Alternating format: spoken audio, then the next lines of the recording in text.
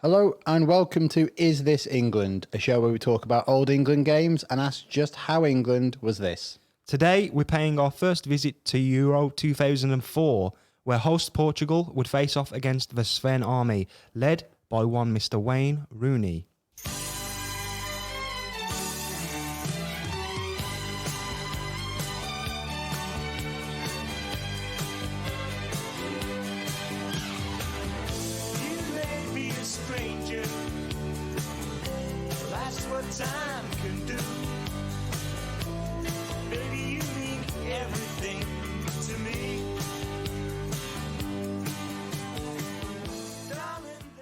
Happy Friday record, Nick. Lovely little Friday record this, isn't it? Nice and sunny outside. The sun is out. The Nations League just around the corner as we're recording. Yeah.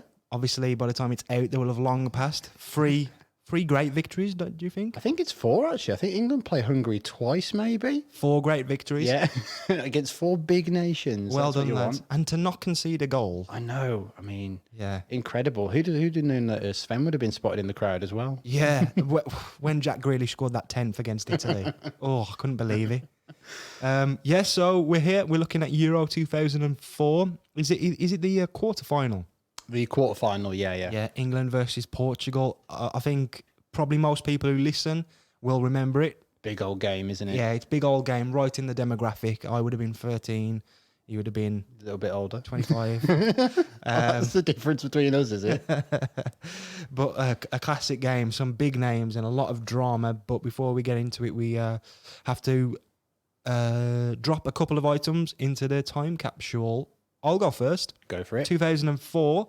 My time capsule drop is The Killers, Hot Fuss. What to say about Hot Fuss? I was thinking about this. I looked through the best albums that came out of the year, and I thought, that is the one. Even though they're an American band, and we had, I think it was maybe the year after the Arctic Monkeys put out their first album, maybe the year after that, 2006, 2005. It's that sweet spot, isn't it? It's kind of when music we were into at the time, kind of that indie music was really taking off, because I looked at the same albums as well and was like, okay, it's not quite there yet, is it? It's just missing that. Yeah. And it is, I don't know whether it's just the way I'm feeling today, but I look back and I think that was the album. That was the one where you go, oh, I listened to that album so many times in my bedroom and had dreams of being a rock star, and music was really like bringing me alive. Yeah. The Hot Fuss, it just came out of nowhere, really, especially because I wasn't particularly into music prior to it. But it's so different, and it stands the test of time so well because the songs are just so mature. They're not like where Arctic Monkeys are. They're great songs on their first album, but they're very kind of rushed and scatty and like raw. These are polished stadium anthems from day one that really resonate. I know you're a big fan of Hot Fuss too, right? Yeah, I love it. I'm probably more into Sam's Town. I think that was kind of my sweet spot. I know you loved it as well, but they did come out of nowhere, really. It was like one day you were just kind of living your life, and then one day it's like, oh, the Killers are here and they're doing stadium shows already. It was the kind of album where I'd listen to it and close my eyes and like imagine it, if that makes sense. Like imagine the stories behind the music, and how you like you attribute songs to your own life. You're listening to it, you think, I could be the main character in this song. Or is that just me? This is about me. This is when I went to Vegas and did a show. That girl, if only I'd wrote Mr. Brightside for her. Anyway, wrong song to pick probably. But the Killers, a band that I've had, I guess, an odd relationship with. I really kind of didn't listen to them for much after, was the album called Human? Or the song Human? It was the song Human. I can't remember what the album was called. Day and Night? So maybe something like that, yeah. And which I thought was fine and quite a good album, and Human is an amazing song. But I just, after that, they put out about 10 years worth of drops. Yeah. And I remember you probably would have been at the event, maybe even at the gig, but Glastonbury, they played at Glastonbury when they got Johnny Marr and the Pet Shop Boys out. I was at that Glastonbury. I wasn't at that gig. I was at a different gig, but it's only a couple of years ago. Yeah. And I was home alone for the weekend. The missus had gone away, and I just got the cans in and watched like all of Glastonbury. Yeah. And I was so pissed because I think Liam Gallagher played before them. Yes. So I was like, main can bit Liam, then I might go to bed. And then the Killers started the set, and I was like, oh my God, they've got such an amazing greatest hits, and they looked so like confident and like they belonged on that massive stage at that gig. And then they brought out the Pet Shop Boys and Johnny Marr, And the covers that they did of those two songs, definitely This Charming Man and Always on My Mind. Yeah. Amazing. And ever since then, I've just had the respect back for them. Where, you know, I don't listen to those in between day and night and the latest album tracks, but the latest album's really good. I don't know if you've listened to much of it. I think I've given it a listen once and was just like, okay, maybe I'll revisit that. But in terms of, you know, going back to Hot Fuss, it's just one you'd always just want to put on, and you just think, I haven't listened to that in ages. That's brilliant, and it does just catch that moment, doesn't it? It's a perfect album, I think. I don't think there's a bad song on it. No, I wouldn't say so either. And they're all big. Yeah, I really like to have in the first 5 tunes. Jenny was a friend of mine, Mr. Brightside, all these things that I've done. Somebody told me that's 4 big ones going straight in, isn't it? And the other one is Smile Like You Mean It as well, which maybe even my favourite Killers tune. But yeah, Hot Fuss. Welcome to the time capsule. We can be young forever now that's in there.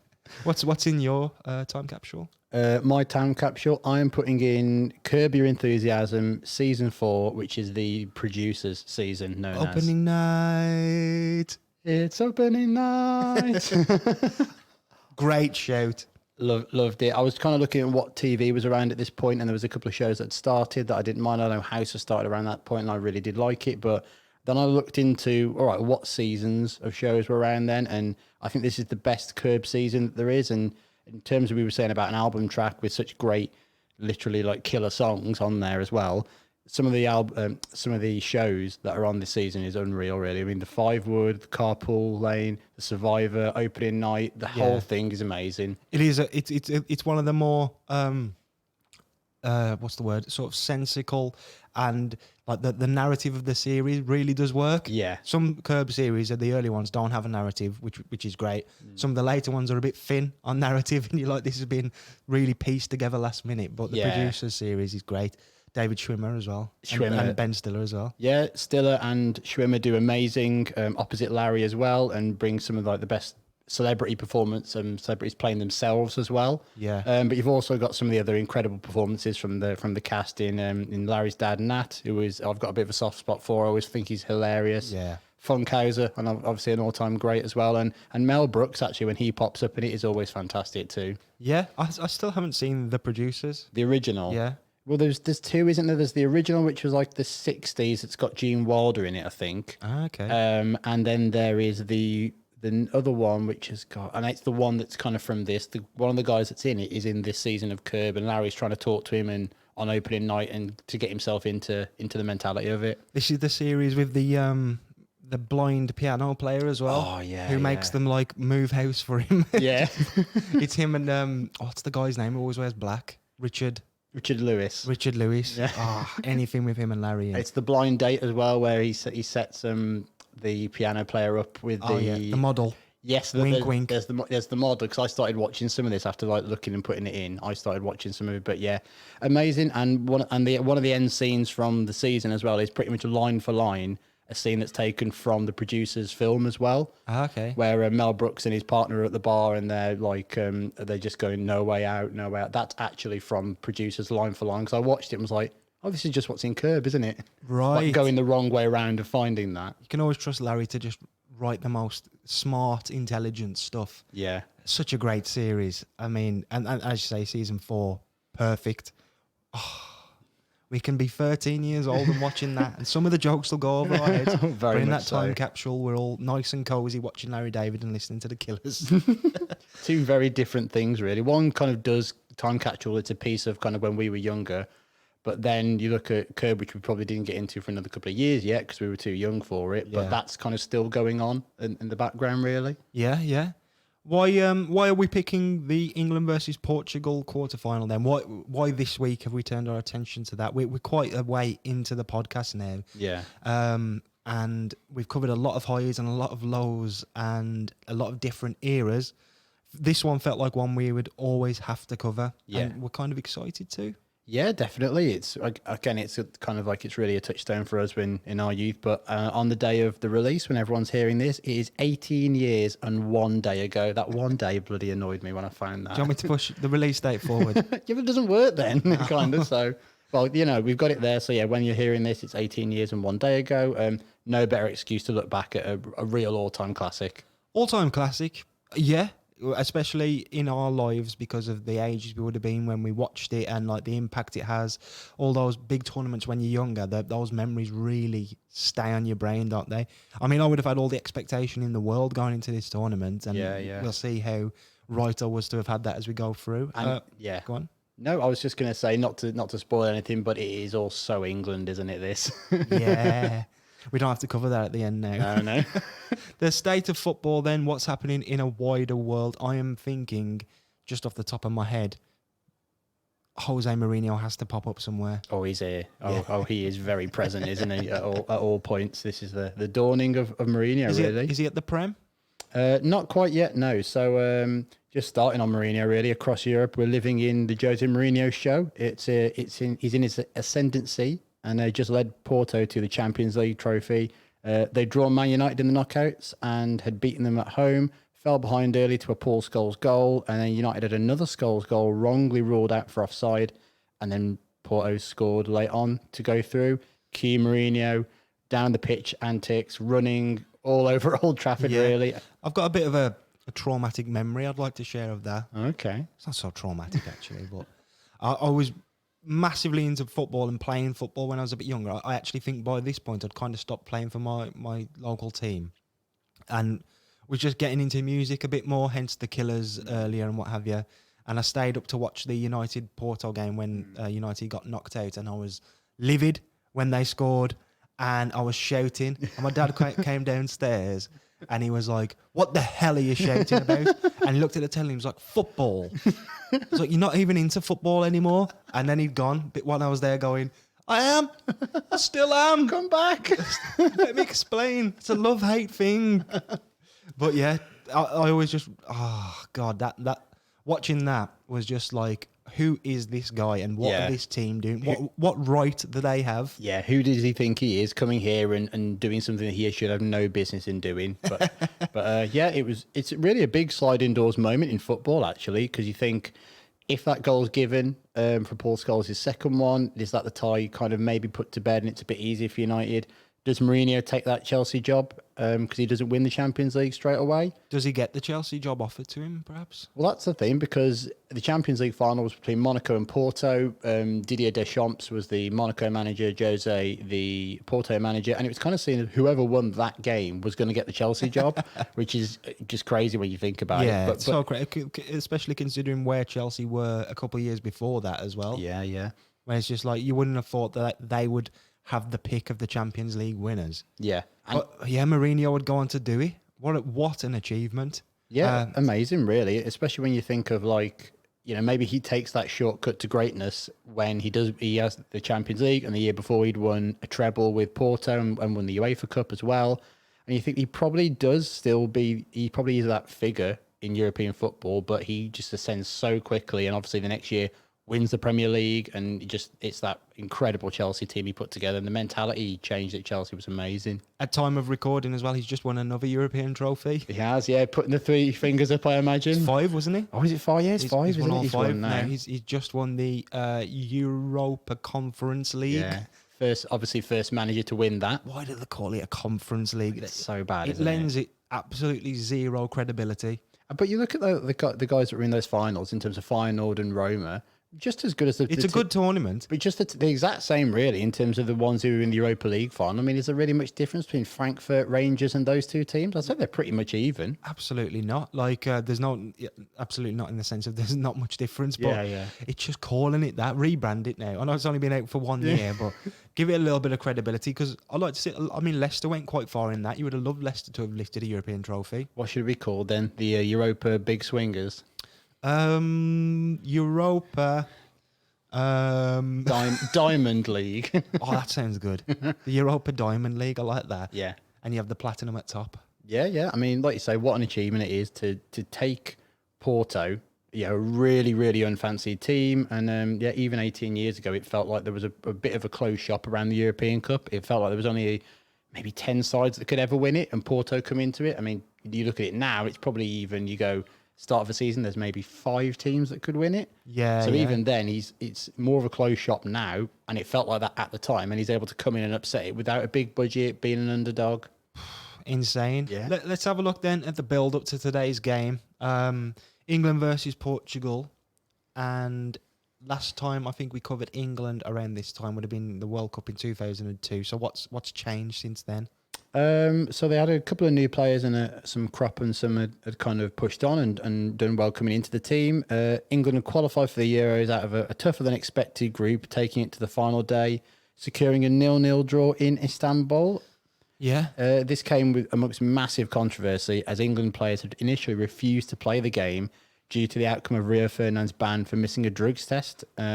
We'll get into the real details of that one day when we cover those, because they're games I really want to do. But it does kind of affect today's game too. The Turkey games, the ones that we want to do. Yeah. I think when we started the podcast, we were like, don't tell each other, just draw a random shortlist. And we both had those games, and it's like, what? I think so. I'd love must to be etched on our memory for one reason or another. I think so. I'd love to do them on like a double header, like 1 week the one coming out and one the next, because it almost feels like two-legged affair, those games, but they're group games, aren't they? Well, you mentioned Rio. Obviously, he's missing. Does affect today's game, but in the short time since the 2002 World Cup, it does feel like the team's had quite a massive overhaul.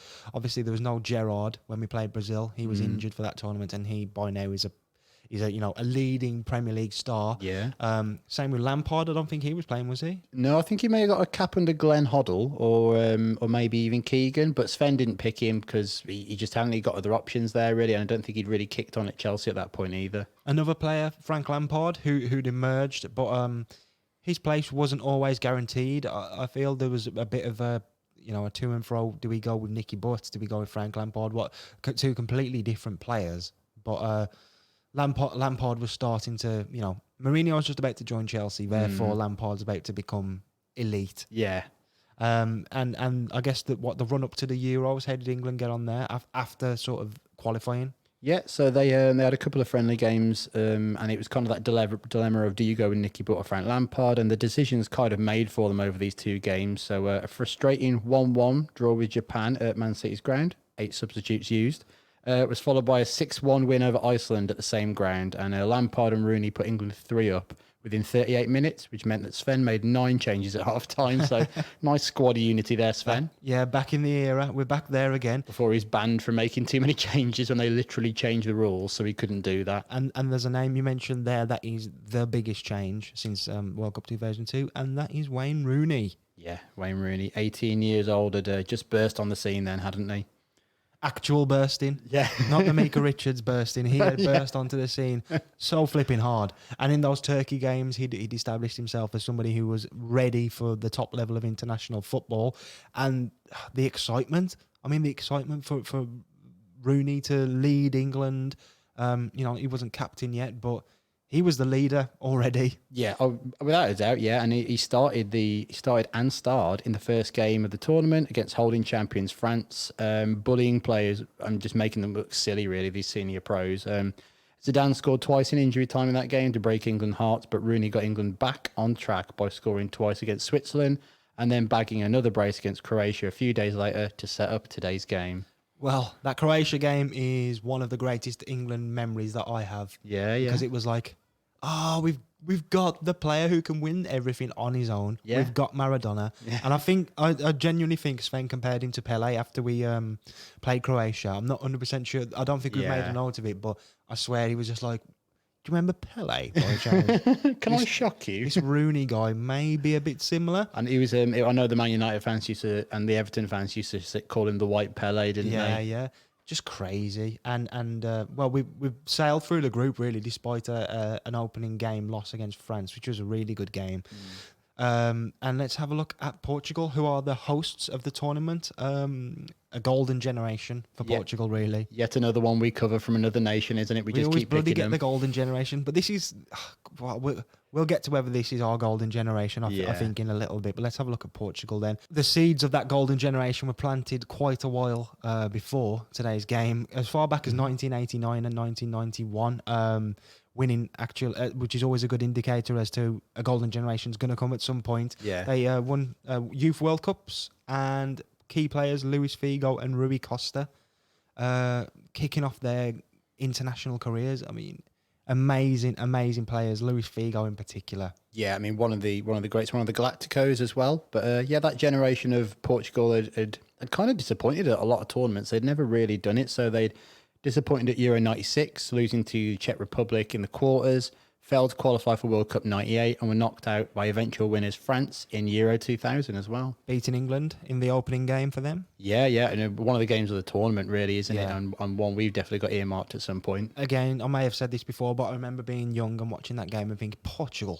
I've never heard of Portugal. We're going to be literally never heard of Portugal. I would have been 9, and I was like, they're not Brazil, they're not Argentina. It's not a country. They're the only teams that we have to be scared about. But yeah, they beat us, and so that sort of Youth World Cup winning team is kind of in danger of just fizzling out, really.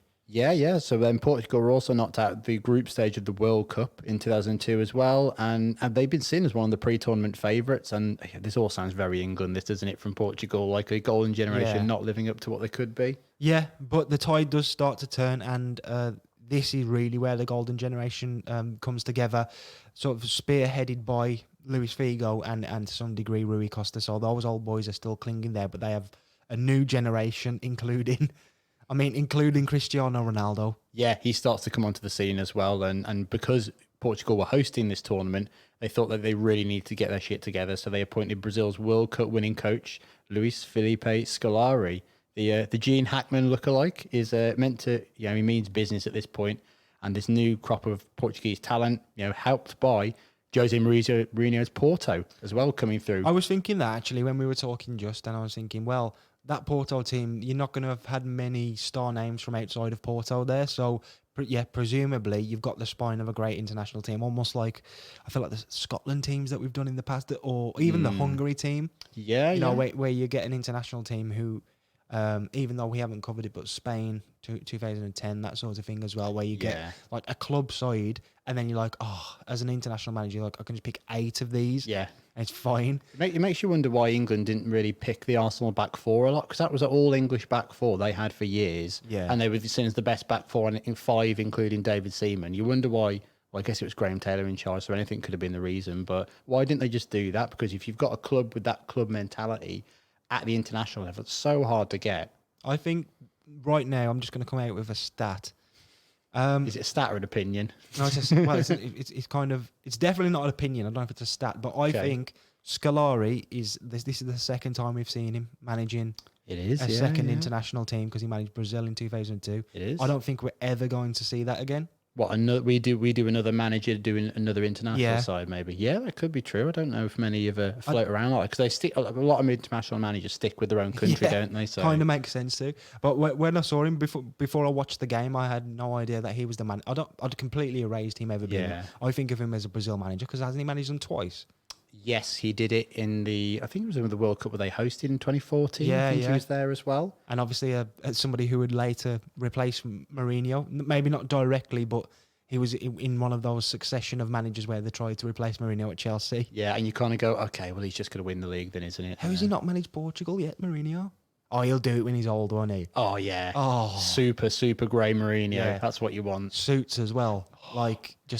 Ill-fitting suits just because he's older. He's walking around a lot of sweatpants and stuff at the moment, isn't he? Yeah, he's just kind of like lounging Mourinho. I'm not as keen on that. So you've got the backbone of this Portugal side, all coming from Porto, complemented by Luis Figo and an emerging Cristiano Ronaldo. There are some even more great players though. Deco. Yeah, Deco was Brazilian-born but obtained Portuguese citizenship through his grandparents. And there was a big debate in Portugal at the time whether or not he should actually play for them, whether it was kind of like ethical almost. It was one of the first times this had happened and they'd come over. But he does make his debut for Portugal in March of 2003 against Brazil, and he scores the winner. Debate settled. Yeah, you're right, you're in. You've just like scooted your own old team out of the way in your old nationality. No way, amazing. And it's Portugal's first win over Brazil since 1966. It shows that they are a team on the rise, and Deco a real player on the rise. He'd later be voted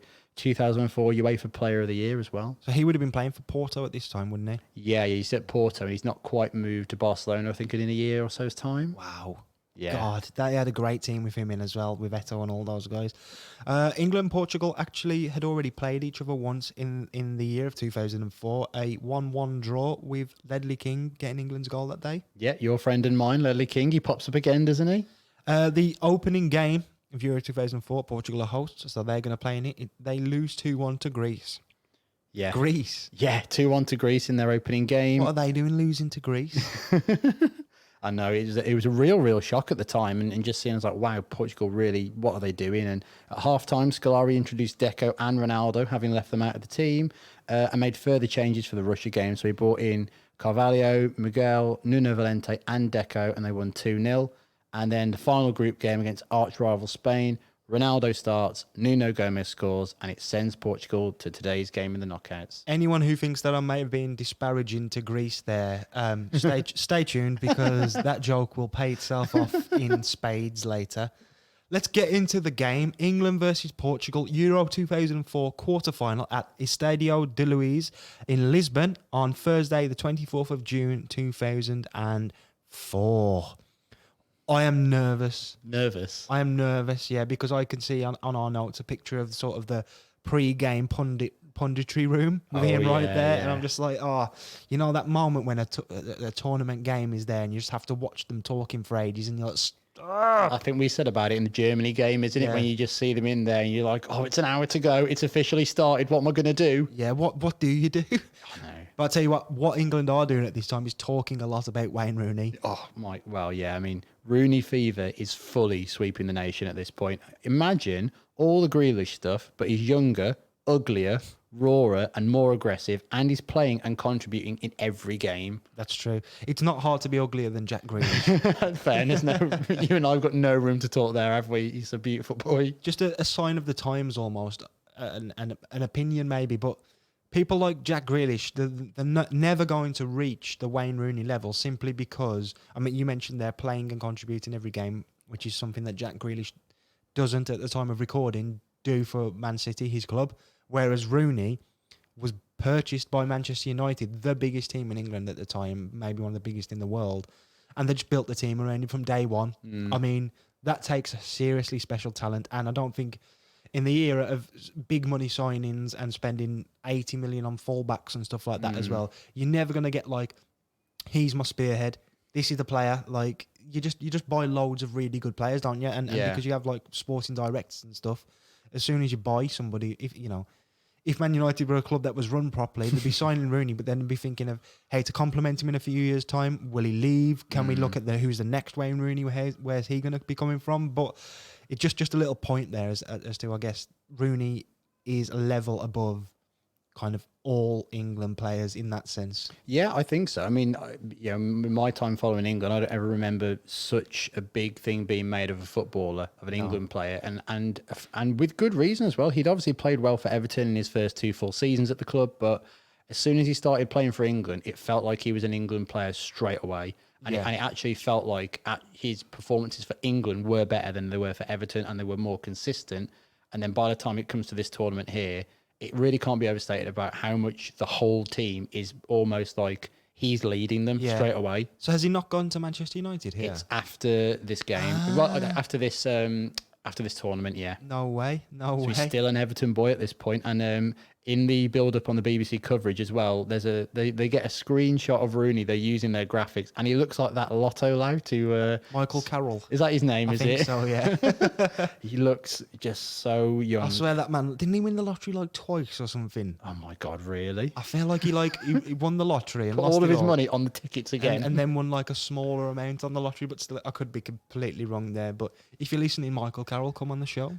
Come on the show. Never had a guest, but we get him on because the we Lotto said Loud. So of its time, isn't it? Having a big like media personality character like that. Yeah. Just like the reality TV era, we're just obsessed with characterizing these normal. Yeah, kind of like Big Brother and stuff like that at the time. Of like, God, like a camera just looking into the world and going, God, look at them, they're disgusting. But Rooney's, I mean, let's just say the hype does come from the back of that Croatia performance as well, which is spectacular. Yeah. So you're very rightly thinking we have nothing to fear here. And I'm pretty sure Ian Wright says something along those lines. Yeah, Ian Wright. In the interview, he looks the most 2004 man ever, doesn't he? He's got a big white shirt. It's like undone, like the big collar undone to like the middle of his chest. He's got a big gold chain, big silver earring as well. Looking great. Looking great, but it's so 2004, isn't it? And he says we haven't really got anything to be worried about. I was like, when I heard him say that, I was like, really? Yeah. Is this Portugal team remembered better in hindsight, or was it thought about at the time maybe they could do something? I don't know.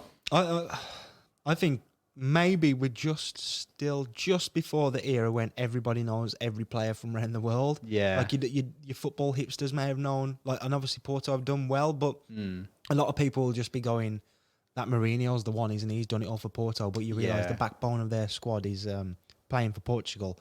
But Ian Wright, Mr. 2004. It's a bit of a shout, isn't it? He's a famous optimist, but we haven't really got anything to worry about. I mean, I know I just said it myself.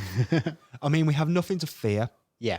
There should be no fearing. You should go out there and play because you're good enough and the team's good enough. Confident enough in ourselves that it could be any team. That's not to disparage how good or take away from how good Portugal are. Joined by Mr. Wright, we got Gary Lineker, of course. Yeah, Gary Lineker. One of his quotes was, for the game, Sven has brought back his diamond, not the formation, the geezer. And then a picture of Wayne Rooney comes up and I'm like, the geezer? The diamond geezer. But like... He's not a Cockney. But what is that reference from Gary Lineker? I didn't really get that. Did Sven play a diamond? He played a diamond, but I don't understand why. Oh, that's such an old reference, like diamond geezer. This is 2004. It would make more sense if Rooney was like a Cockney. Yeah. And you'd interview him after going, well, it's all right, but I just take it up the apples and pears and stuff like that. But he's not. He's like massively scouse. The scousest man ever. I don't think they say diamond geezer. No, definitely not. I mean, you've got Gary Lineker, and you've also got Alan Hansen in there. It was nice to see Alan Hansen again. I haven't seen him on the TV in years. Absolutely shocking. I know, it's disgraceful, isn't it? And he says England have played better in the tournament so far, and they got the better players. It was like, wow, this is like universally across the board. Everyone's confident in this game, and that really surprised me. Well, let's have a look at the England lineup then, because to me, this is the England team. It's the England golden generation. It's pure Sven. It's like Sven essence. Yeah. Okay. David James in goal.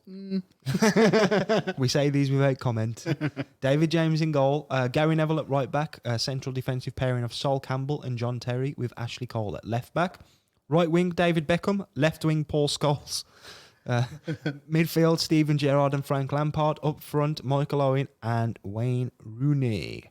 On the bench, we have Paul Robinson, Ian Walker. Ian Walker's in there. Christ almighty, what the hell? That's like a club team when they get like Scott Carson or Lee Grant. Get it up for the coefficient or something. Yeah. Paul Robinson, Ian Walker, Wayne Bridge, Jamie Carragher, Phil Neville, Nicky Butt, Owen Hargreaves, Joe Cole, Kieran Dyer, Emil Heskey and Darius Vassell. Let's talk about that then. As I say, to me, that is your atypical Sven team. I don't think there's any... Maybe Rio for Sol, and then you've got your perfect Sven team, but that is a really, really, really good team on paper. Yeah, definitely. I think maybe they thought they'd stumbled upon a good formation in having Steven Gerrard at the furthest back of that diamond, play a bit more narrow. Paul Scholes is on the left, but... So, sorry, did I make a mistake there? So it's a diamond rather than right and left wing? No, it's... Well, we'll get into it as the game goes on, but in theory, Steven Gerrard is like the holding player for England in this team, but you're also going, is he? Brilliant. Yeah, I mean, what... Okay, I'm getting angry now. Typical Sven. I know. We're in the era of, the Makelele role. That's starting to become a thing. That's going to become something soon where pretty much every team has to have one holding midfielder who doesn't move. But England, far too good for that. So Lampard and Gerrard, bang in the middle. Just get on with it. Yeah. And in theory, you should be able to win some games like that. Yeah. Because they are just so good. Well, again, you look at like a Croatia or you look at Switzerland, their games that England did play that formation and it went very well and they were better than them, just walked over them. But you think in a big game where you're going to need to keep the ball, and for all of Gerrard's amazing qualities as a footballer and as good as he was at winning the ball back, I wouldn't say him at the furthest part back of the midfield. Yeah. And in this part of his career is where he's probably best suited. I did a little chuckle. I did a little laugh there when I said Scholes on the left. Yeah. Typical, isn't he? Yeah. I mean, did we not have any better options? Scholes. I mean, we've seen quite a lot of really good Paul Scholes stuff on the podcast so far. So happy that he's playing, but I mean, what's his role for England at the time? Because I feel like he would kind of step away from England not too long after this. Yeah, Scholes kept his place after scoring his first England goal in 3 years in the previous game against Croatia. It had become a bit of a talking point of how long he'd not scored for England, and in comparison to some of his stellar seasons at Man United, where he was, I think, 1 year he got 20 goals from open play, and was fantastic for them. But kind of playing him out on the left, is that the best place for him, really? And if he's not playing well, it's not. No, just say it right now. But if he's not playing well, then why are you playing him? And it's kind of the same when you look at other parts of the team as well. I mean, David Beckham is at this point also undroppable. He'd missed a penalty in the opening game against France, which would have put England 2-0 up when they eventually lost 2-1. He'd also missed a penalty in Turkey in the qualifying, so it was becoming a bit of an unwanted distraction with David Beckham. Yeah. Well, in 2002, he was Mr. King of the World. I feel like he kind of still is here, but Rooney's come in to kind of take that people's favourite and that shine from him. But yeah, Beckham and Scholes, you kind of got the older guard there. They're not old by this point. No, I think Scholes was 29. Yeah, at this point. Gerrard and Lampard quite a bit younger. Yeah, I always look at Joe Cole on the bench whenever we do things of this era, but because he started playing so young, it's just like a bit of a myth. Sorry, as to like, how old would he have been? Yeah, like, he's just unknowably some age at some point until all of a sudden he's 30. Yeah, that's it exactly. It's like James Milner was like 21 for about 9 years. I mean, I could honestly sit here and say, why didn't they play him? But he could be 17. Yeah, who knows? He could even be younger than that. There's no way. He could be 34. There's no way of knowing. There's no way of absolutely no way of knowing. We've spoke about the midfield, but if you were to, and I'm not saying take anyone out and replace it and think it through to that level, but who would be your Makalele off the bench? So you got Nicky Butt and Owen Hargreaves, I guess would be the two. You got the two. Maybe Phil Neville. Yeah, I think Phil Neville actually got taken Nicky Butt out of the Man United team. He played in a kind of a two holding midfielders with Roy Keane at that point as well at Man United, and he kind of superseded Nicky Butt at that point. Maybe that's why Nicky Butt fell out of favour with England. But yeah, Phil Neville is in there. Owen Hargreaves obviously had a great seasons at Bayern Munich, but we just didn't know what he was like because he played in Germany, so that means he doesn't exist to English people at that point. Again, how old was he here? Yeah. Well, although to me, it's more like instead of young Joe Cole and old Joe Cole, you have like everyone hates him, Owen Hargreaves. Yeah. Everyone loves him, Owen Hargreaves. Actually, he's very good. Actually. Yeah, he just smashed it. But I don't think he would. He was enamoured to the fans at this point. No, I don't think so. Not the most inspiring bench. No, it's not. But you've also got Ledley King. I think he'd started the opening game as well, actually, and he'd played really well. He's not on the bench today because his partner had prematurely given birth, so he'd flown home. I remember seeing that I remember him in that France game, and I was like, well. yeah, really good. Well, that's a shame, but that is a good team. I mean, come on. I love that front two. We've said it before, Rooney and Owen. Yeah. Portugal, Nick, do you want to lead us through the Portuguese starting 11 and bench? Yeah, sure. In goal, they have Ricardo, and then the back four of Miguel, Andrade, Carvalho, and Nuno Valente. A midfield three of Maniche, Deco, and Costina. And front three of Luis Figo, the captain, Nuno Gomez, and Cristiano Ronaldo. A bench of Juim, Beto, Fernando Couto, Paulo Ferreira, Rui Jorge, Almani Moreira, Petit, Rui Costa, Simao, Thiago, and Helder Postiga. That's a great. Well, these are pretty good. Some of them are just names to me, like Nuno Valente, Costinha. I think they were some of the Portuguese players who had played for Porto at that point, so they kind of just started appearing. And I think it makes sense that they would be playing. Yeah, I mean the squad includes 6 Porto players, along with the 2003 UEFA Cup winner Helder Postiga, who'd moved to Tottenham and was obviously formerly of Porto. And they'd kind of now fully committed to their new blood players, so Carvalho, Deco, and Ronaldo all start. Yeah, imagine that at the start of this tournament, Ronaldo wasn't playing. I know. Well, even Deco again, like player of the year basically at UEFA, and Carvalho would become one of the Premier League great players in terms of a defender. Yeah, Paulo Ferreira got a prem move, didn't he? He's on the bench today, but yeah, he just completed his £13.2 million transfer to Chelsea to join the Mourinho revolution. So So at this point, was Mourinho going to Chelsea by the time the tournament come He'd around? been appointed. He was pretty much, again, after that Champions League final, he's pretty much appointed straight away. Like when he's winning that Champions League, he gets his medal and almost immediately takes it off. And he's not really part of the celebration because he's like, I bet he did. I'm already gone. Yeah, absolute show. Yeah. Oh, God.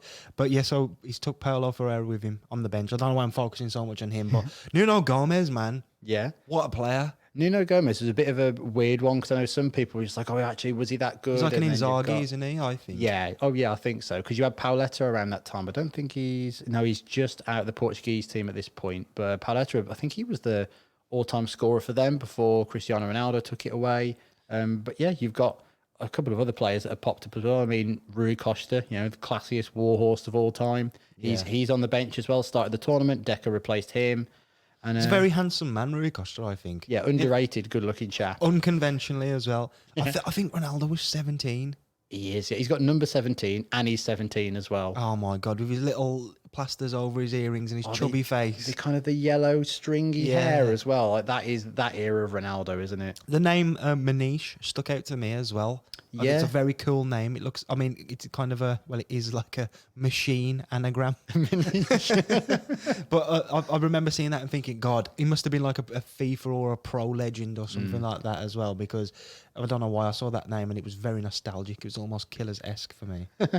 Well, we take a quick look at the kits as well before we start as well. Let's do that. Portugal's, it's got your favourite, the Identikit Total 90 with the circle and the number in the middle. I think they do it well, actually, Portugal. It looks good on them. I think it does, yeah. It's your classic Portugal home kit, the green, the sort of red, and they look absolutely spot on. And England's kit is a modern, not a modern classic, a sort of a semi-classic. Yeah, I think it's all right. It's got kind of like the red lines down the arms, and then the England emblem in the middle with a red line going like down a middle, well. or like an emblem in the middle. Yeah. Well, the feels old current school. one's got that, has it? And it's got a collar as well, which I'm always a fan of a collar. And it was interchangeable as well. So if you turned it inside out, it was blue. If you remember that. God, yeah, I remember that, which is good. But I don't think they ever really used it, did they? On the blue. I don't think they're allowed to, because I think it was more like it was a change, but instead it was. You've just got, okay, well, you can, if you got something on, you just turn it inside out and you can wear it out for football or something. Like, it was almost like, oh, this is on the pitch, but at night time, you flip it inside out. Aside from the kit, there is a feat of design greatness on display here, which is the Euro 2004 ball from Adidas. Oh, yeah, aesthetically beautiful, isn't it? It's, stone cold classic. Even for like a dull grey football, it is really nice. Everyone had this ball. Yeah. It was known as the Adidas Rotero. Just give me a pair of total 90s, first Killers album, that ball, that is where we were at that time, isn't it? It's national anthem time, and England come out with an absolute classic rendition. Way, finally! Well done, everybody. So good. I'm not going to lie. Well, maybe not so good, but it was really good. Yeah, they were in sync. The fans and the players at the same time were singing it. It was loud. There was no booing. Great. It started well, and I thought, when's it going to flag off? Yeah, I did that and too. then they zoomed into someone on the crowd, and I thought, this is where it starts to flag off. And then they were in time, and I was like, well, this is it now. Yeah. And a really good rendition. Probably the best one we've ever seen. Yeah, I think so. I don't know if you'll even top this either. It showed Frank Lampard on the lineup, and I was like, my God, he looks so young. He looks like 16 years old. I mean, him and Jamie, they look more like bloody Harry Redknapp every single day. I know, yeah. Portugal. What do you think of Portugal? I thought they looked bored/focused. I thought they looked a little nervy. Yeah, there's not a lot of face movement there for a lot of them, is it? It's just kind of like, okay, well, we'll keep it calm here. But something I spotted, I swear we see Cristiano Ronaldo's mom in the crowd. Probably. She loves showing up. She does, yeah, because I was just like, I saw her and I was like, wait a minute, is that Ronaldo's mom? And then I looked and she stood next to someone in a Man United top, and he's at Man United at this time. And I'm like, she's absolutely bawling her eyes out. And he actually looks like a baby. Yeah, he does, doesn't he? She's like, my baby's playing. A quick little note on the stream that we watched. What did you think of the graphic style? I really liked it. The way the teams come up and the scorecard and everything that. It was kind of sleek, black and white, and just BBC, take a few notes from this stream if you can. Take notes, buddy. But I'm not going to show you where the stream exists because that's our little secret. Oh, yeah. Good anthems all round then. I'd say Portugal look focused, England look focused, and we're pretty much ready to go, right? Pretty much, yeah. I mean, what we see as well, straight after the anthems and all the players have walked off, we see about 1 billion gyms taking photos. There's so many photographers down there. Any first-time listeners, gyms is our affectionate term for press photographers. Yeah. Dating back to England games of the 80s where all press photographers look like Jim from Friday Night Dinner. But Nick hasn't stuck a picture in this time. No gyms this time. And non-first-time listeners might get that reference. I saw the referee and I instinctively thought, you bastard. I don't know why. I don't know. I feel like I expected, without any spoilers for the game, I expected him to be like a character, a villain of the piece. Maybe not, but I want to find out who he is and what he's done. I think it might be like sending an English club out of the Champions League or sending somebody off or making a big scene of himself in another game. Maybe. Well, the referee's Urs Meyer from Switzerland, and I always thought of him as kind of like your backup Kalina. So if Kalina wasn't around, you pick him for the big game. So maybe he was just quite prominent, and like you say, maybe he was present for like a big English team going out in controversial fashion at some point. There's only one way to start a game like this, and it's heading over to Mr. Sir John Motson. Now, down there in the tunnel, there's going to be some familiarity. It's friends reunited, really. Beckham and Figo from Real Madrid leading out the teams. And also, of course, Gary Neville, who'll know everything there is to know about Cristiano Ronaldo. Thank you very much, John. Motson I'm in the mood now. Here we go. Oh, you hear that, guys? You hear that? Absolutely. Okay, 30 seconds into the game, Rooney receives the ball and the crowd are going wild. Already. And go on, sorry. No, I say already, and there's already just a massive roar from the England fans. There is such high hopes at this point. I know.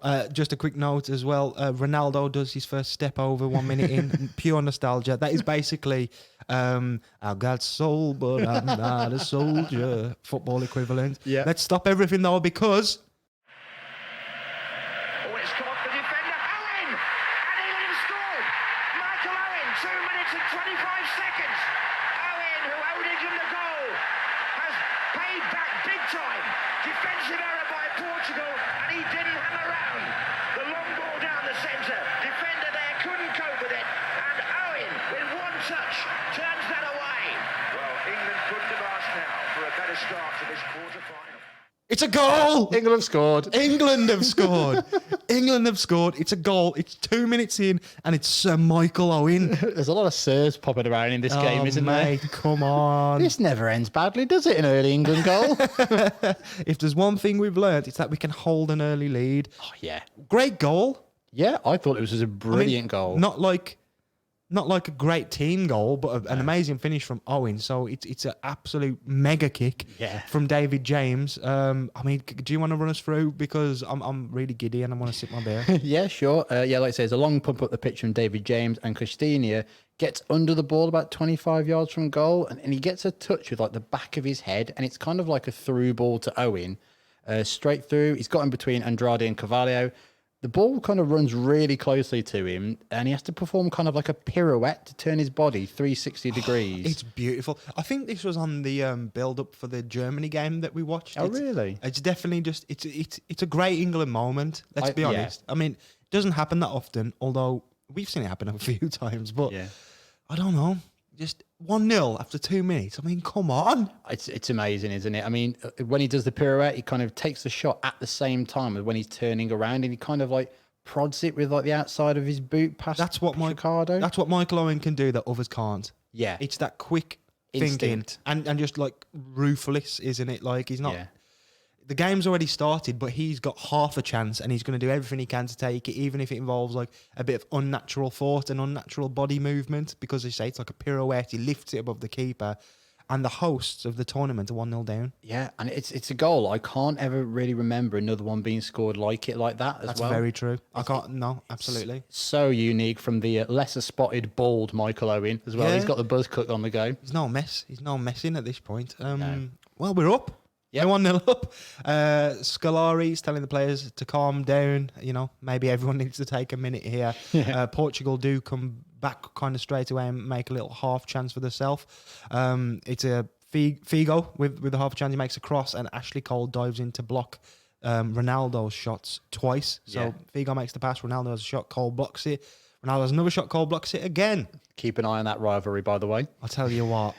I don't want to spoil too much, but that is probably the highlight of the game, is watching those two. Yeah. Oh, we'll maybe talk about it a bit more as we get on. And once they've got their teeth into each other's ankles, basically. yeah. England, they're gone ahead early, but they do seem a bit stretched. Yeah. When Portugal are attacking. There's not much of that help in front of the defences. There's a lot of the first half and some of the second. A lot of the first half is kind of Portugal just running at England. And it's like, shit, there's no one else around here. There's just this back four that are just getting assaulted really at times. Could maybe have done with like a holding midfielder. Really could have done with that, actually. That Makalele role that's about to become a thing. Could have done with that, if I'm going to say something. Yeah, Gerrard's kind of doing his bit, but I don't know, man. You got the likes of Figo and Ronaldo and what have you. Running at you, with Deco there as well, creating space too. I mean, the game is a million miles an hour, and almost immediately there's like Manish has a shot from quite far out. It's like a bit of a dipping volley from 30 yards. Oh, it would have been one of the goals of the tournament. He hits it really well. It's not far off at all.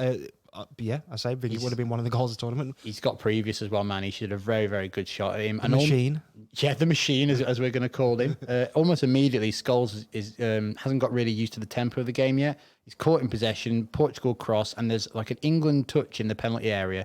Somehow it doesn't go in. It just kind of trickles past David James's post, and 10 minutes in, there's been probably like 3 chances for Portugal and a goal for England. Yeah. Well, I don't think we've got used to the tempo at the minute. We're absolutely all over the place. But England aren't really capitalising on that early goal with more offence. No, not really. I mean, it's really relevant and evident right at the start that there's 2 erratic keepers in this game as well. Both are coming way off the lines to come and get corners and crosses. It feels like any minute David James is going to get the ball in his hands. He's just going to pop straight out, isn't it? Absolutely. You calling David James an erratic keeper? Why did we question and stop when you read the lineups out then with David James in it? Okay. I just think England could do with keeping the ball. Yeah. It's like every time they get it as well, they try to attack. So Portugal have, at this point, maybe about 15 minutes in, Portugal have the majority of the ball. But when England get it, they try and just score. Yeah. Like they try and make an attack in 2 passes. It's almost like they're playing like FIFA. Yeah. Except fatigue matters more because it's real life. You can't just it's not just a little bar in the bottom corner of the screen. They're not completely out of it in terms of success on the counter, but they're just maybe pushing a little too hard for the 2-0. Too hard, too quick as well. It seems that one of their efforts is just get the ball, get it forward quickly, try and get it to Owen and Rooney, do something with it, and actually just take a couple of minutes and just chill out. And with that as well, I mean, really early on as well in this game, Owen is just busy. He is everywhere. There's been a lot of talk before the game about dropping him for Darius Vassell, if you could kind of believe such a thing. That is a joke. It is crazy. But he came on in some of the other group games, and Vassell had done well. That's true. My God. But when you look back now, you go, wow, there was really a debate about that. Yeah, You've just seen Owen do that, score one of the most unique and brilliant goals as well. Owen actually has another good chance. It's a great ball into the box by Scholes. The ball's bouncing a bit too wildly for Owen. I think if it would have fell right to him, he would have passed it across to Rooney, who was tap-in territory. But it's kind of bouncing, and he tries to improvise with a chip, and he goes just over. And it's kind of similar. I think England are, as you say, so either get it to Rooney, who can do stuff, or just get it to Owen in a position where it's like a bit chaos, and Owen kind of thrives in that chaos. Well, we've talked about Owen a lot, but it's his strike partner who is absolutely everywhere. He's such a force of nature in this game. He is so true. What a player! He's Wayne Rooney's winning free kicks against Carvalho. I mean, Beckham takes a free kick. It's blocked, and it still somehow manages to fall for Wayne Rooney. That he just makes a chance out of nothing. Really gets a corner. His hold-up play is immaculate as well. He's just such full of vibrant running throughout. I know we haven't covered much Paul Gascoigne. And obviously Rooney was compared to him a lot in his early career, but he's about a million times a better player than Paul Gascoigne, surely. I think ability-wise. I think when we kind of look back at Wayne Rooney, you're like, oh, well, did he for his potential and all this rubbish? It was like, well, he was one of England's best players ever, and I think he was a better footballer than Paul Gascoigne. He did it more consistently for England as well. There's kind of moments with Gascoigne and bits of inspiration in certain big games and tournaments, which is kind of the opposite to what Wayne Rooney did. He was there every week doing it. That's true. I mean, aside from this tournament, he doesn't have great time with England there, but this is his tournament, isn't it? And a major moment in his tournament happens now. And Manish is a dangerous player, and the shot goes fizzing over the bar. But I don't think Rooney can continue. I think Vassell was going to come on and replace him. What a sad state of affairs for him and England. So the joint top scorer in the tournament, Wayne Rooney, 4 goals along with Ruud van Nistelrooy, plays no further part in this match. In his absence, England lead 1-0 thanks to Michael Owen here. And Owen shoots, and Ricardo makes the save. Well, all of a sudden he's dangerous again. Oh my God. So let's get a bit of context around this. Well, let me just get a bottle of whiskey because we're just going to neck it in one. I'm going to fall asleep and you can carry the rest of the podcast on if you want. But to me, there's not much point. Yeah, you pour yourself one while I go through this. Rooney then chases a long ball and it's a coming together between him and Andrade and his boot comes off. Rooney keeps it in play and the referee says that there's been a foul by Rooney on Andrade. It doesn't really seem to work out like that. But Maya tells me he needs to get off the pitch because he's got to put his boot back on before he continue. And as Rooney starts to walk towards the boot to pick it up, you see him start to wince and kind of breathe a bit heavy. And, it doesn't seem like anything's wrong. His boot's back on. Game's back on underway, really. Yeah, at first it looks like not much has happened. I don't know. I feel like he's fueled by when adrenaline keeps you going when you're in real pain or something like that. He's just fueled by anger at this point. And the game does carry on until it doesn't. Yeah. England have to kick the ball out of play and Rooney, the camera pans over to Rooney who is on the floor. Yeah, he's on the floor. Rooney takes his boot off again, and Maya again tells him he's got to go off so he can receive treatment. He tries to come back on another time, but he's slowly limping. I just feel sick at this point. And I just see the subs board go up, and Rooney trudges off, and he's replaced by Vassell. Well, that's a downer. Yeah, no disrespect meant to Vassell, but this is England's player, basically, isn't it? Yeah, I mean, Vassell, when he comes on, he looks distraught. Yeah, he looks good when he comes on. He's like, I didn't want to be here. He's like, I'm not the guy. I'm not pretending I'm the guy. Don't make it like I'm the guy. The team look demoralised. Even players like Beckham. Yeah. Like they are, like as you said earlier, Rooney's leading the team at 18 years of age in just by pure talent. Yeah. And mentality as well. Players like Beckham are looking up to him. Yeah. And he's gone off. And we might be 1-0 up, but Vassell, for all his benefits, is not Wayne Rooney. Well, he's not the best player of the tournament so far, who's Wayne Rooney. He's not the top scorer so far, who's Rooney, and England's talisman. So he's all these things he's not. I mean, Rooney then he goes off. It turns out he's broken his metatarsal, and no matter what, he will not play another game for the rest of the tournament. It is incredible. How do you think Vassell feels? Do you think he's thinking... Because we know that footballers are not selfish, but like they back themselves. Yeah. And Vassell would think, well, this is my chance. I think he must be thinking that, I think. Do you? I think he's thinking that, but he's probably like, rather it was Owen that was off. Because I'd probably want to play with Wayne Rooney, maybe. Very, very good point. Back to the game then. We go on. Yeah, I was just going to say, it's funny because when you said about adrenaline, you see when Wayne Rooney actually, his boot comes off, and he keeps the ball in play somehow. And then actually Andrade walks up to him and he actually tries to nutmeg him with his foot that's broken. Yeah. And that just shows you that he is not feeling anything at the moment. He's so pumped up with that mentality he's got as well. I feel like I'm the big player. I need to do this. I feel like the boot coming off is such a Rooney thing as well because he's that type of player where he's like a street footballer. Yeah. And it's like, you could imagine him he would probably be fine with trying to play a full game without boots. Yeah. It wouldn't really bother him that much. He would just be like, all right then, sorry, I'll go for it. The opposite end of the spectrum, I think instantly, and we see a lot of this over the years to come, I think Ronaldo smells a bit of blood. Yeah, I'd agree with that. He starts to, in the next few moments, he starts running at England a bit more. He starts to look a lot more confident.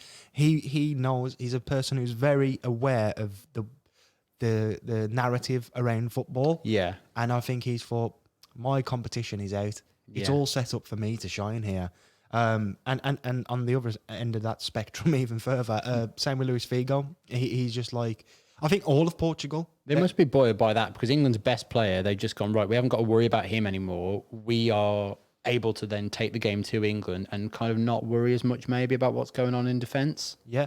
There's another Owen break chance from a David James goal though. Just after that, he just delays. He's tried to turn and he's tried to chip, but it doesn't come off. And I think everyone on the England team are so obsessed with losing Rooney.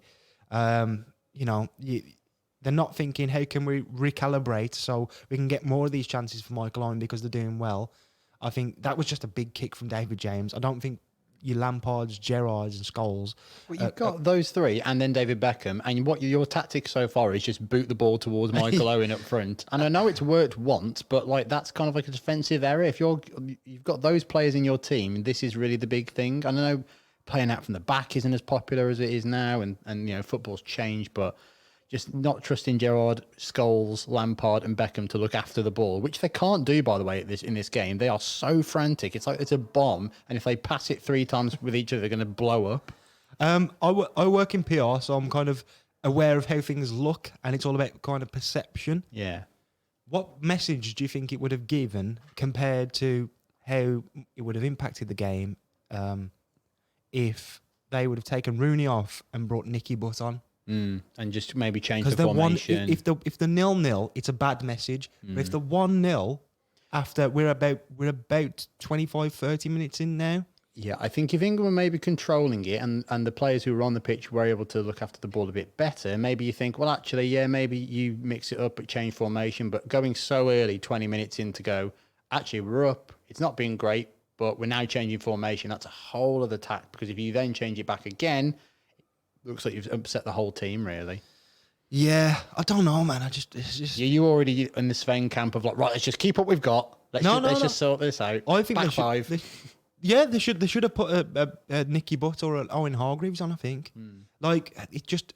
I guess they haven't It would have looked bad. The optics would have been bad for Sven. It's like, oh, bloody hell. But he's not going to make those big calls as we've kind of already seen with Sven. He's like, his big calls are, I'll keep the players in. He'll put he'll back the players, which today it's worked with Michael Owen. He was a lot of pressure to drop him, didn't come in. But some of the other players, you think, well, you're probably not even playing him in the right positions. I mean, what we think about Paul Scholes these days is, or near the end of his career, holding midfielder almost, setting the tempo of a game. Gerrard further forward as well. Maybe they've kind of got them in the wrong position with each other, I'd say. Yeah, I don't know. It's one of those situations where England have to come back now. They have to recalibrate and they have to readapt. But with theirselves, it's almost like they don't know how to play without Rooney being in that role. No, and theirselves, who is kind of, I don't even know what to make of him because I only really saw him at this age as he's more like an England sub. He's more like for like with Owen, isn't he? There's no one else in the England team or the setup who is what Wayne Rooney was. Even like a Joe Cole is just nowhere near that level, is he? No. Portugal, though, I mean, England, they're keeping them at bay. They seem to have maybe run out of steam a little. I think so, yeah. They've had their session of running at England and they have a couple of pot shots, doesn't really lead to much. But the one thing that is kind of worrying is that England are conceding a lot of fouls around the penalty area. It's just nerve-wracking at times when you see Figo stood over a free kick a couple of yards out and one of the things we saw was that Gary Neville concedes one and looks so shocked with his 2004 sweaty mullet as well. It looks beautiful. Actual drowned rat. He does, doesn't he? But England, they somehow start to spring a few passes together. And the problem is they've got nobody to carry the ball. No. Because it's like they're scared. Yeah. Rooney carried it, man. Rooney would pick up the ball in his own half and carry it forward.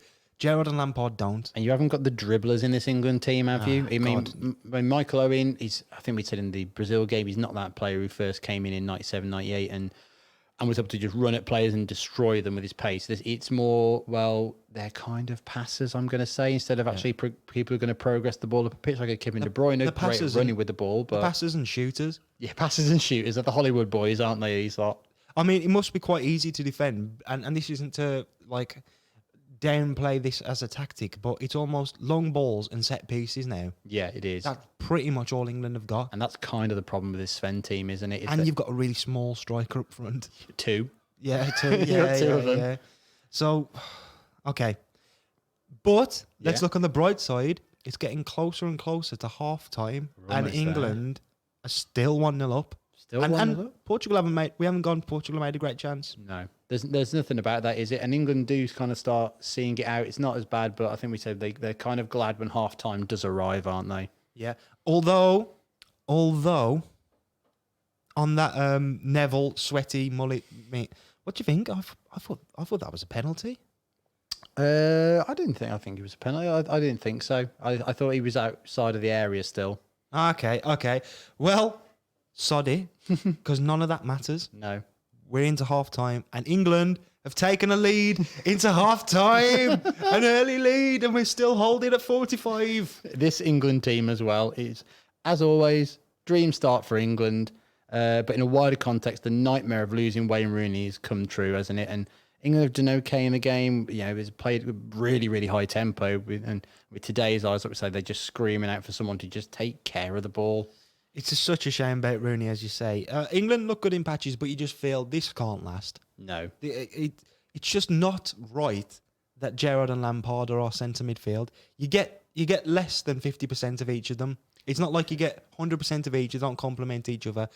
Those two, excuse my black country isms, those two playing together in centre midfield is detrimental to both of them and the team.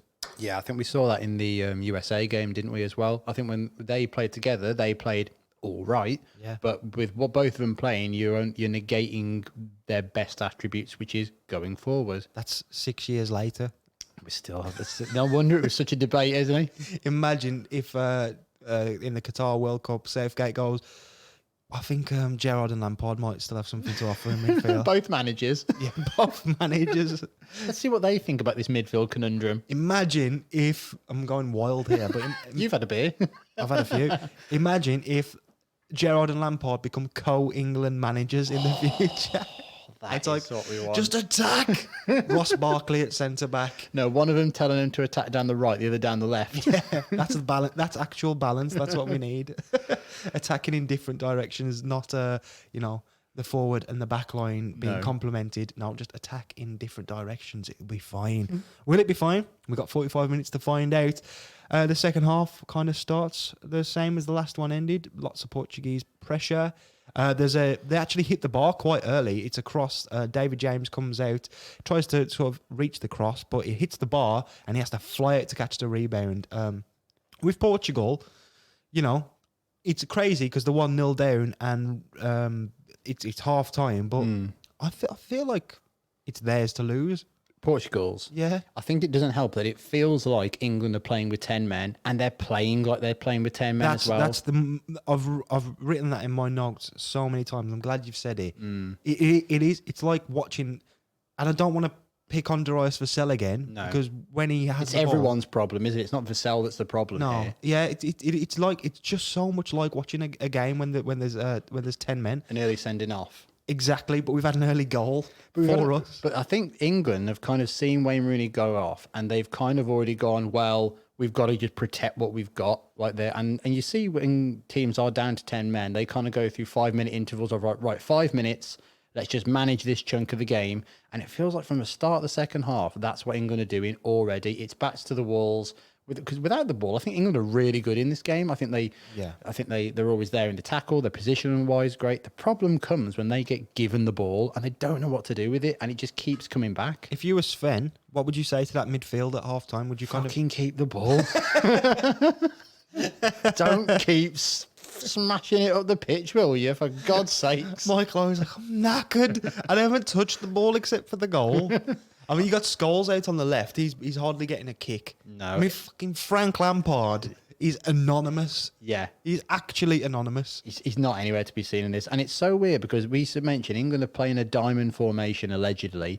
Scholes and Beckham are so wide out. It's like a flat 4-4-2, pretty much is what they're playing. It's like, well, the idea of playing that diamond is that you get Paul Scholes and David Beckham to contribute more into the centre midfield where they both want to play.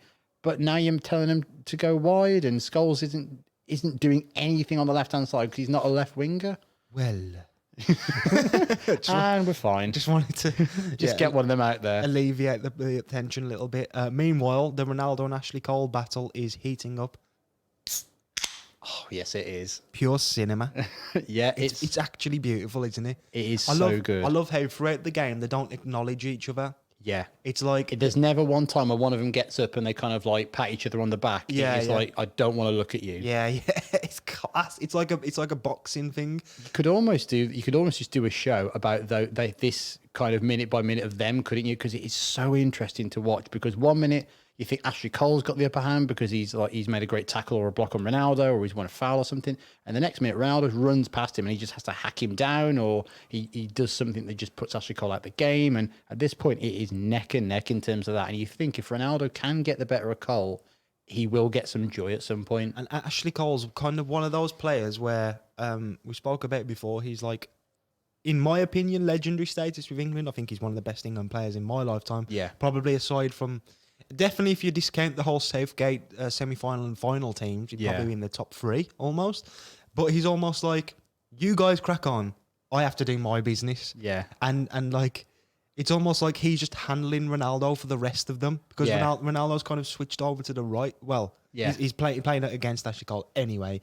But just like, it's almost like the rest are just going, thank God. Yeah. And he's like, look, lads, I'll see you later. Gary Neville is relieved. Ashley Cole's the guy who, like, you know, you leave work and then he comes in the next morning. He's like, I was here till 9 o'clock last night. I've set everything up for you for the day. And you're like, you absolute legend, mate. Mate, I'm so happy you've done that for me, like man. you had to go out or something like that. It's like going like the second day of like a long party or something, and one of the lads has cleaned up Yeah, from yeah. the night before, and he's got new cans in the fridge for you as well. Absolutely. Well, the trading wings, aren't they, Ronaldo and Figo? So he does also have Figo to go up against. He does, and it's weird because you think Gary Neville against Ronaldo, you'd think maybe Ronaldo would get a bit more joy of that, but I feel like Ronaldo chooses to stay on that wing because he wants the fight with Ashley Cole, almost like, right, I can prove to you I will get past you at some point. Ronaldo's mentality is just the same here as it is today. It is, yeah. Except he hasn't got all the trophies just yet. Yeah, I mean, there's an interesting thing coming on now. I mean, does England start to make another substitute? And you're like, who's that coming off the bench? Is that Justin Timberlake? Oh no, it's Phil Neville. It's gotta be mate. That's what Phil Neville said. Phil Neville is coming on for Paul Scholes in an international tournament in 2004. And this is Phil Neville with frosted tips. Okay. Is he your left winger now? No, he's playing in central midfield and Gerrard is doing his turn on the left. Oh, so we've got a CDM? Yeah, finally. Go on. In theory, anyway, Phil Neville's coming on. Yeah, that's it. That sounds good. But Gerrard out on the left doesn't sound great. Mr. Anonymous Frank Lampard dropping in an absolute Scott McTominay performance. Nowhere near the ball at any point. It's strange, isn't it? Because you think, Lampard a good passer of the ball and can keep it, but at this point, I don't think he's not been Mourinho'd yet, has he?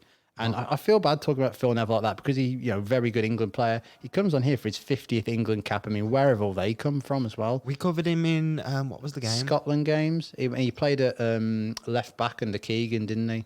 No, was that the most recent one we did? I think it would have been for Phil. No, it was the Tournois. The Italy game. Yeah, he was really good in that game, actually. He was really good. Different times. That's 7 years before this. It is, yeah. Is this maths pops up again? Is he getting on a bit here then, Phil Neville? I think he's still at Man United at this point, and because remember he's a couple of years younger than the class of '92, so he's still at Man United, and I think he moves the next year to Everton to be their kind of holding midfielder and captain. There's a little chance for Portugal. Ronaldo gets a heading opportunity, but it's a bit of a 50p head one, so he just goes a bit maverick. But this is before he becomes probably the best header of the ball of all time. I know, yeah. Crazy, isn't it? You would not look at this player and think that's going to be something that he will turn into over time. No, he's so slight at this point as well, isn't he? And yeah, Portugal start to make their own change as well. So Simão comes on for Costinha because they just don't need a holding midfielder anymore, and it kind of forces England deeper and deeper, and they can't really break at any point now. They are really just penned in. We need to accept this because we're getting towards like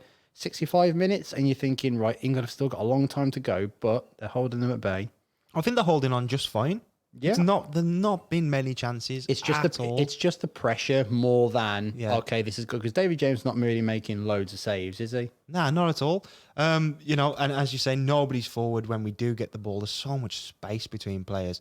I mean, as you approach, 70 minutes, did you start to feel England could, can we actually do it? I mean, Terry and Campbell have been a very good centre-back pairing. Portugal are having pot shots from distance. Ronaldo is kind of not muted, but he's probably not going to get the best of Ashley Cole in a really game-defining way. I know, yeah, I'd agree with that, and it makes Scolari actually start making even more changes. So it's a big call from him. He brings off his captain Luis Figo, and he brings on Helder Postiga, and this was just after Figo had a good chance, good save from David James. Yeah. He walks over to take the corner, and before he can even take it, he's subbed off. He did not look happy. No, he didn't at all. Strange decision. It's because strange. this is towards the back end of his career in Portugal.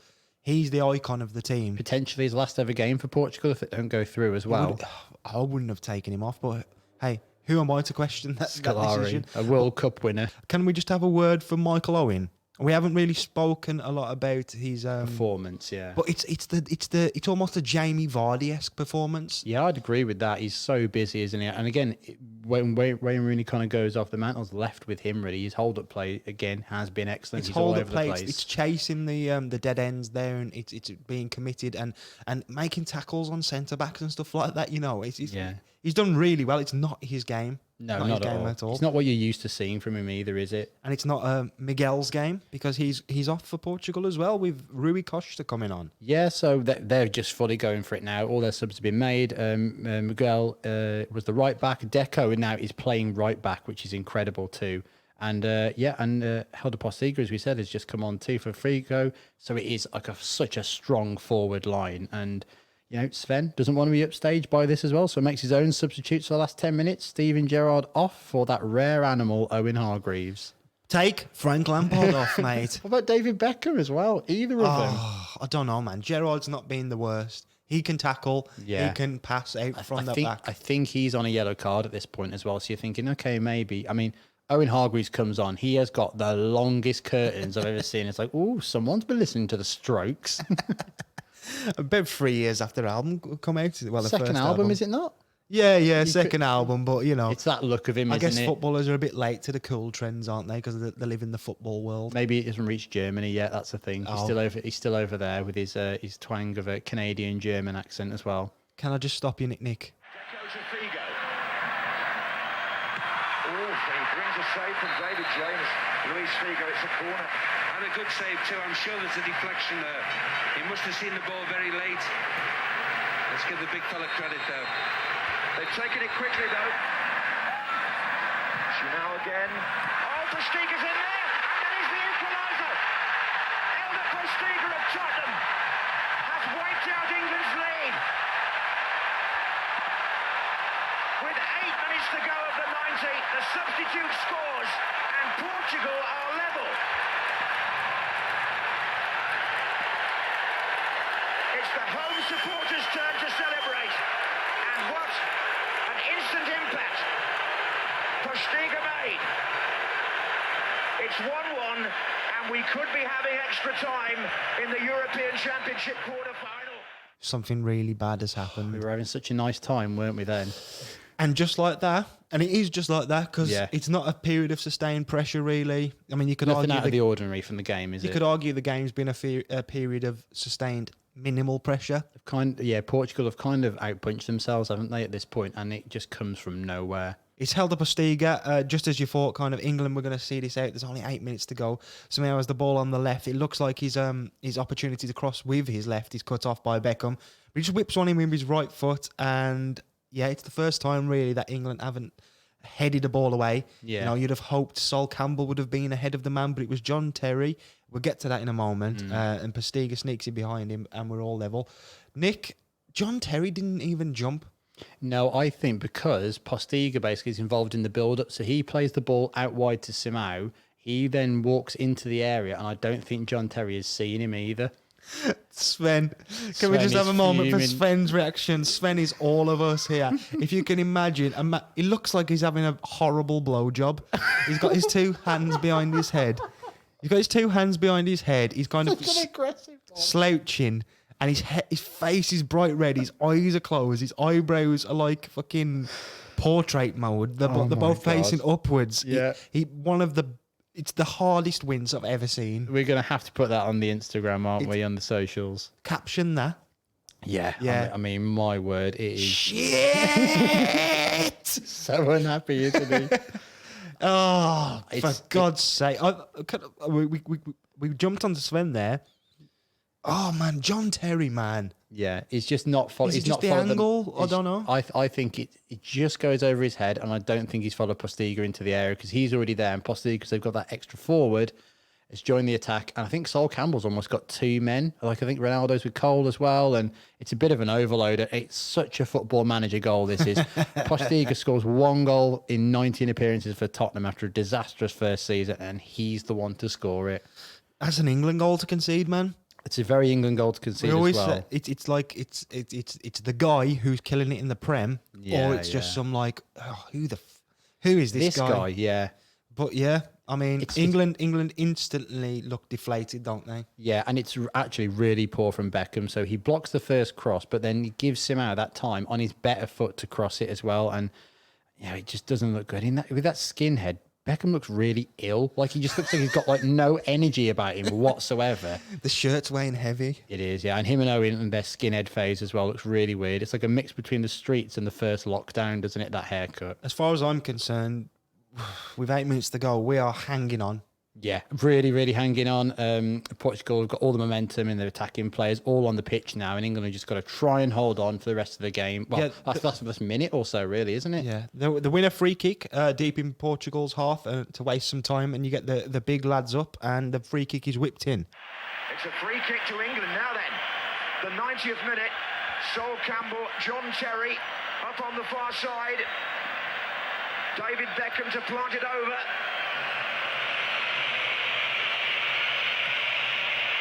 In it goes, Campbell's hit the bar. It's free. It's in.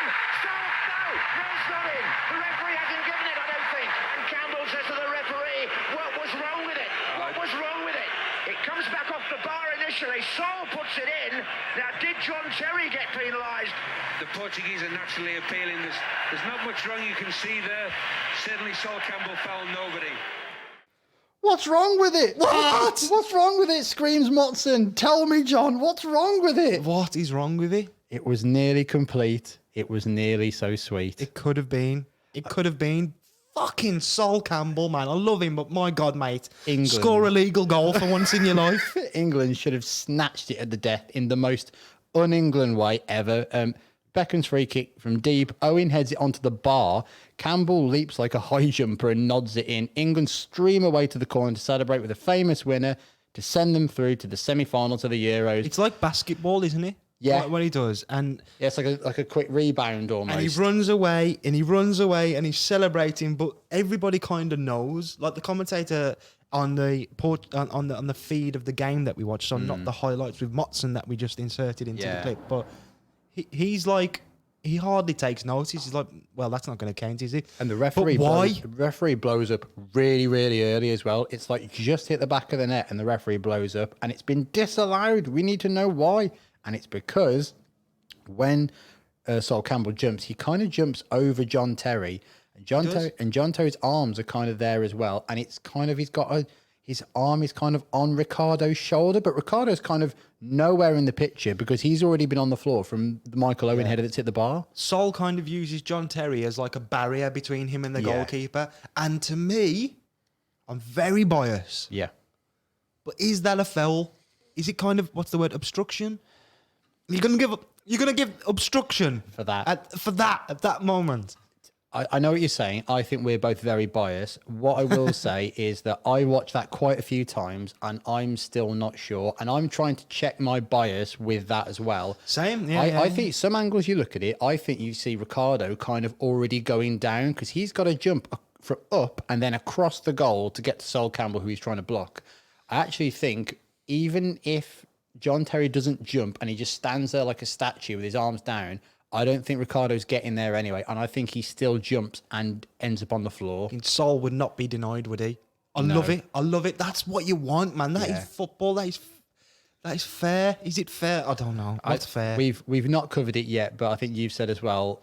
This is again the same from France '98, isn't it? And we'll get to that one day, that goal. But he's only ever scored one goal for England. Yeah, we've said this before as well, and I think he's got 3 major disallowed goals. Wasn't the one against Sweden that we were talking about recently? Oh no, he scored his goal against Sweden. Okay. It's this and France '98 against Argentina. I think the Argentina one is way worse than this. Yeah, Shearer worse. pretty much elbows the Argentina keeper. I think that is mega hard. So debatable, and I feel so sorry for Sol Campbell, man. He's a player who, God, I didn't expect myself to go down this tangent, but he struggles with mental health, right? He has done, yeah, definitely. That's been quite well presented, yeah. And just like, how good would it have been for him to have had one of those moments where he could have been like, England fans hero. love him, but he would have been the hero. And we always talk about moments like being like as important for an England's player's career as stats like goals and assists like that. One of those two, the 98 goal or this goal, would have made him like a hero. It didn't matter how we would carry on in the tournament, because SH so on England to have held on all game, get pegged back to 1-1 with really late, and then still do it in normal time. We still have a game to play though. There's not much time left. There was a little Owen Hargreaves moment, and England are just at full stretch. Owen Hargreaves takes about 5 players on before falling flat on his face. I remember watching this live, and I remember for some reason, like my mom hated Owen Hargreaves. Me and my dad used to hate Owen Hargreaves. It's that we don't know him. And my uncle used to absolutely love it because he used to listen to Talk Sport quite a lot about, and they used to have all the good European football shows on. And everyone used to talk about Owen Hargreaves and whatever. And I remember hearing of like, oh, he's going, he's still running, he's falling flat on his face. It was just such a moment of like everyone not watching him going, well, I told you he's bloody rubbish. And he's been absolutely fine since he came on. He's just playing as though he's playing on the left. What is Owen Hargreaves playing on the left for? He just took 5 players on. Yeah, well, but then he's just fallen over, and with that. And there it is. We're going to have extra time in the European Championship quarter-final. And I think Earthmeyer said there was a push. The gesture with his hands to an England player suggested he wiped the goal out for pushing. That's full time, and let's just catch our breaths a second. Okay, we've caught our breath. Yeah. Listeners, we had a little bit of a break there because we have extra time. We have extra time. A first for the Is This England boys, isn't it? We go into extra time. No subs for us. Our weary bodies will carry on. Well, you speak for yourself. Can I welcome Rob Beckett to the show? All right, lads. All right, lads, how you doing? So England are going into extra time now. And let's just recap, because they took an early lead after 2 minutes. Then talisman, top scorer, King. England rose, Diamond Geezer, Wayne Rooney went off injured. You said all that with your eyes closed as well. I loved that. Yeah. It's like you were just there. Like Derek Kakora. Yeah. I'm getting the name. Wayne Rooney. Sam? Yeah. Spirits be kind to us, please, because we've got to take time. But so he's gone off. England have held on for so long. Then they've conceded with about 8 minutes to go, but then they've had a goal disallowed. The morale must be on the floor. It's just so up and down, isn't it? But just when they think maybe they've like snuck out of the situation, they've got themselves in slightly, or they found themselves in, they've been pulled back in again towards it, and they're almost walking wounded at this point. You've got an ineffective David Beckham, a pre-good England Owen Hargreaves, Hated Hargreaves. Yeah, Frank Lampard hasn't done well in the game, and Phil Neville in midfield as well. I'd like a new midfield, please. Yeah, that'll do. I don't know who it would be from the bench. Just anyone at this point. Just Ian Walker. Oh, I can't believe he's on the bench, man. That's absolutely mental. I mean, actually putting Owen Hargreaves out on the left, it's pretty much the worst decision that Sven could have made, unless he'd have put Ian Walker on there, wasn't it? Pretty much any other player, you could have gone, oh, all right, Heskey on the left. That's interesting. It's true. I mean, bringing Heskey on, the way England have played, you thought, actually, Heskey up front, we've been quite impressed with him. Yeah, I'm surprised he didn't bring Heskey on for Rooney. I think from memory, he brought Heskey on in the France game quite late on, and I don't think it worked. So maybe he had a bit of the uproar from public opinion of, oh, well, what you bloody brought him on for, that donkey? And maybe he's gone, oh, actually, I'll think about that again. But are you going to bring Owen off? He's played well. Theirselves come on, you're going to bring him off. He's in a slightly weird position, isn't he? One of the first actions is a yellow card for Phil Neville for a tackle on Ronaldo. Can we have a quick thoughts on the performance of Ronaldo? Obviously, maybe the greatest player of all time. Yeah. And somebody who's never really had an astonishing game against England.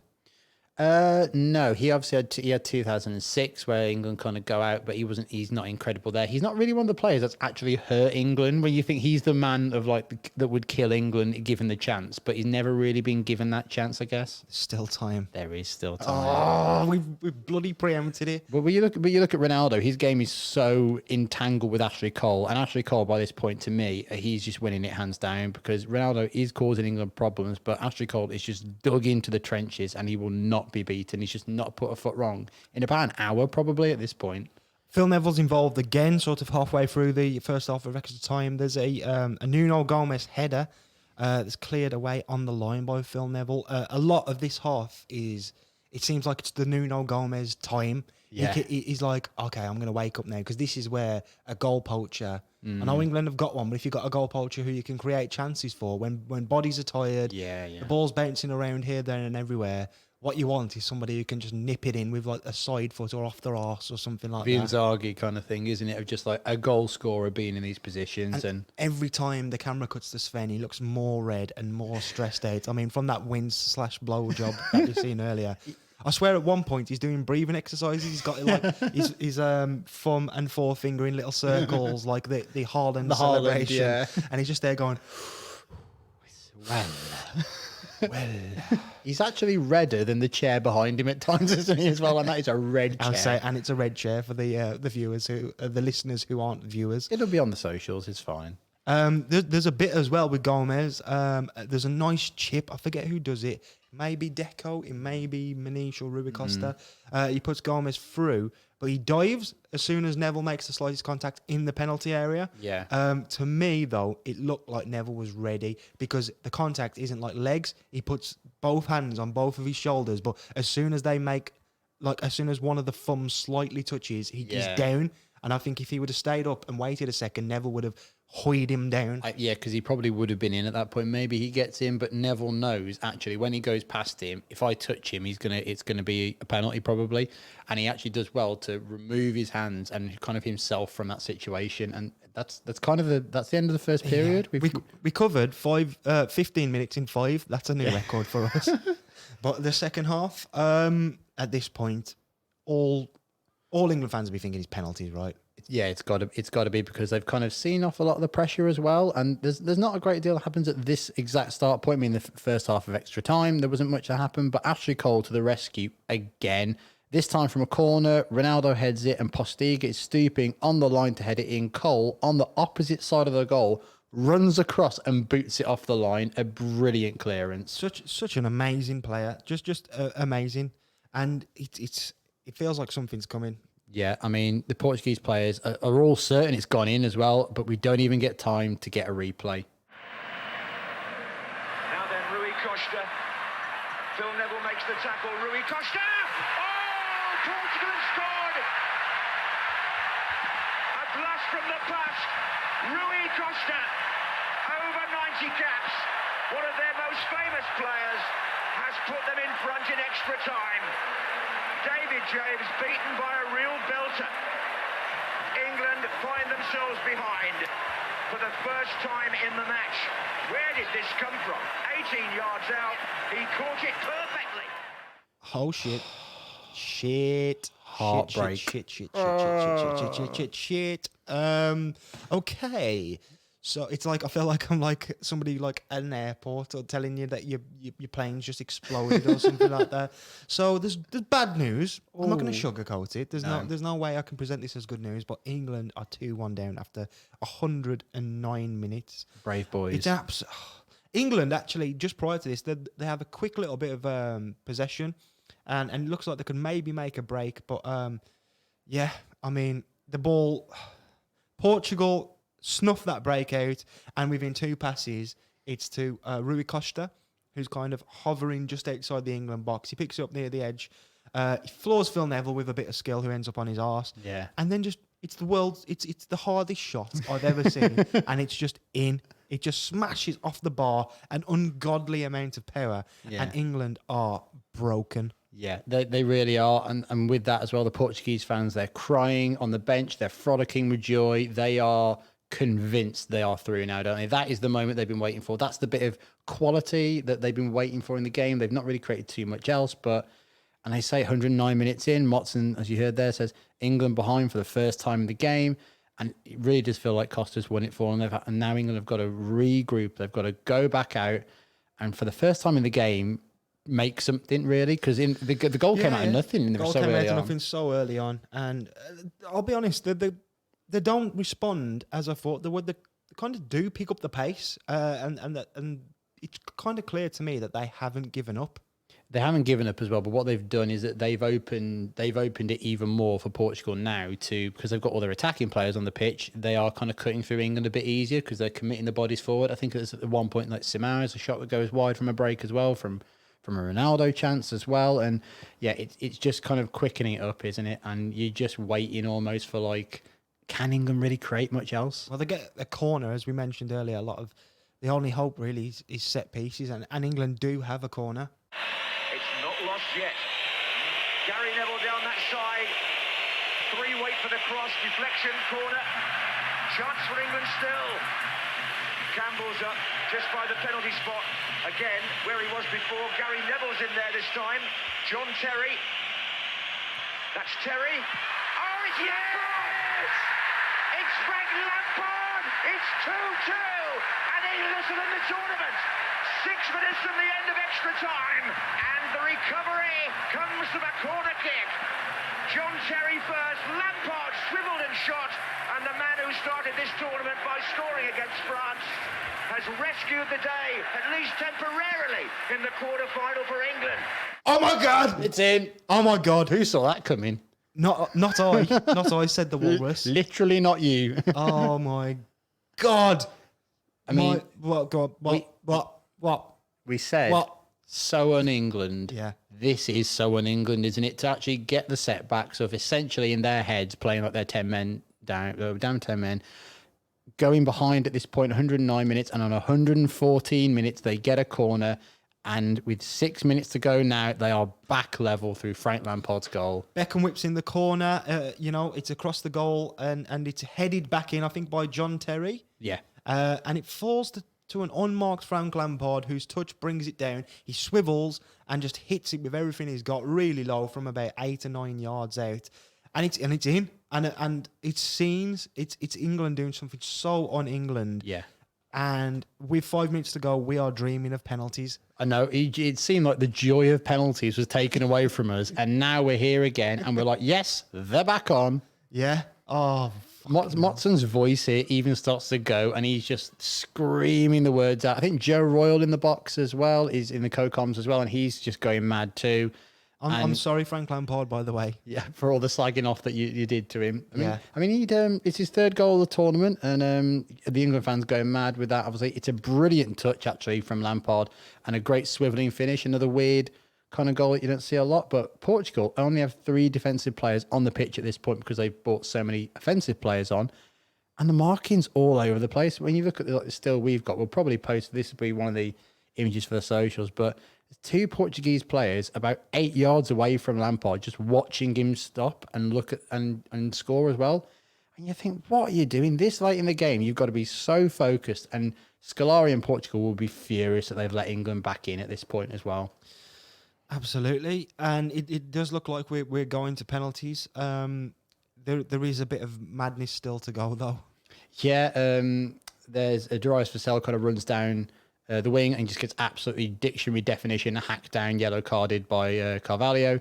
David James is coming for crosses and missing them, and it's just like another dictionary definition. Yeah, you predicted it. Yeah, and it's like, well, where do we go next?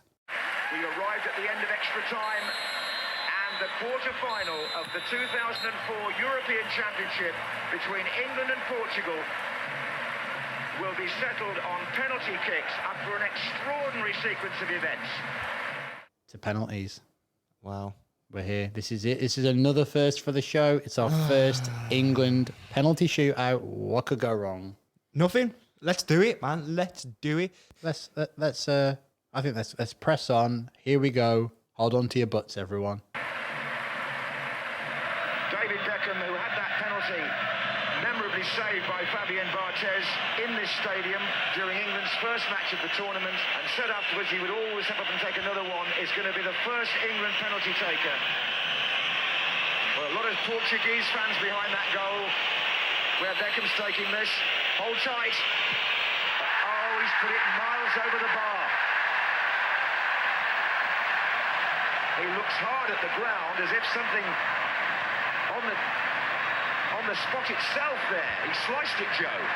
Oh, fucking hell. Good start. Yep. Hold on tight indeed, John. It is skied and sliced so badly from David Beckham.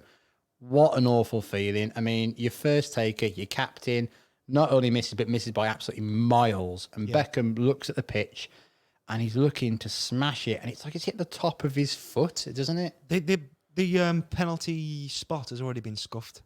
Is this what? Do we think that that's happened, do we? Really? I know. You watched it just like me. The penalty spot is a mess. Is it? And I know it's a mess for both teams. Yeah. But Beckham's the type of guy, I think, who lets that get to his head. Yeah. Like, it's almost just like... He's obviously a confident man, and, like, he's had some great moments for England, but it's also just there. I don't know. It's just like... I feel I'm that guy on. I've been sent off in the World Cup before. I've jumped out the tackle in 2002, allegedly. I've missed 2 penalties this year as well. At crucial times for England, he missed against Turkey, which was said in Istanbul, which would have just sailed England through that game to qualify for this tournament. He missed against France as well, which was another big one. I think, from memory, I didn't watch this penalty shootout. I think I walked to the bottom of the street and just sat there for like 10 minutes and was like, no. And then my dad was like, right, come in. Like you've been naughty. Yeah. Never to be mentioned again. Deco is up next, and... Deco is the first penalty taker for Portugal. And he scores. It's 1-0 to Portugal after the first round. Deco scores. Coolly slotted in by the Footballer of the Year. Oh, fucking hell. 1-0 down. Michael Owen, step up, please, sir. And Owen scores. It's 1-1. But Portugal, of course, have one in hand. Yes. Straight down the middle. You can rely on Big Mike. Well done. Next up is Shimao. Shimao of Portugal.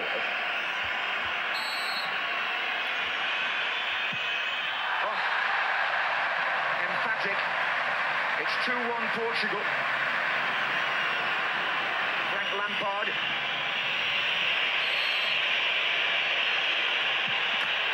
And he does. Again, straight down the middle, all along the floor, but hit the target.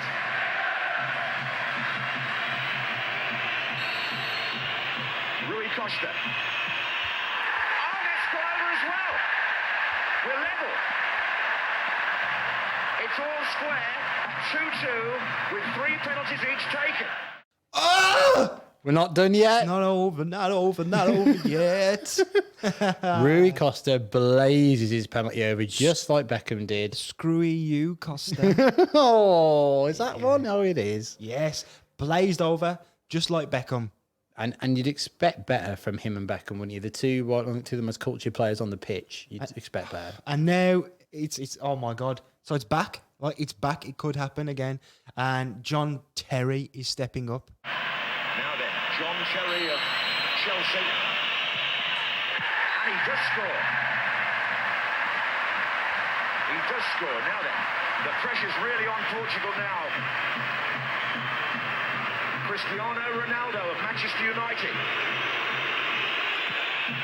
Oh, he stopped in his run-up and James did really well. So now it's 3-3. Owen Hargreaves for England, their 5th penalty. Oh, a good one. He scores comfortably. Now then, the next Portuguese player has to score. That's a good penalty from Owen Hargreaves, and it does put England in a promising position. But I just have one thing to say on that, which is we spoke about Hargreaves being different. He's different from the other England players, isn't he? He plays in Germany, and that's just a different culture, and he seems like a different type of player. One thing I noticed, we mentioned the scuffed penalty spot. Did you see the aggro because he placed it to the side of the penalty spot. That penalty kick he took, he's basically gone, I'm not taking it on this mess.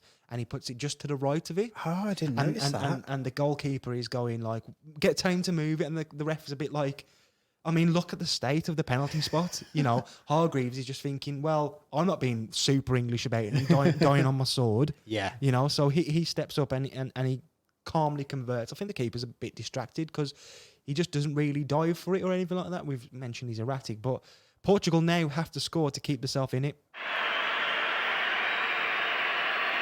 Maniche, number 18. It's in the bottom corner. It's 4-4, and we're going to have a sixth kicker for each side. They've done it. Yeah, I mean, They've done it. We're into sudden death now. We are essentially into sudden death. How is everybody's nerves at home? How are Ashley Cole's nerves? Here's Cole. Oh, he rolled it in. Calm as you like, Ashley Cole. That's 5-4 England. Looks as though Elder Postiga may have gone forward. He's got to score, otherwise England are through. Oh, how cheeky can you be? Outrageous. 5-5. Both sudden death penalties so far have been converted. And next up is Wayne Rooney's replacement, Darius Vassell.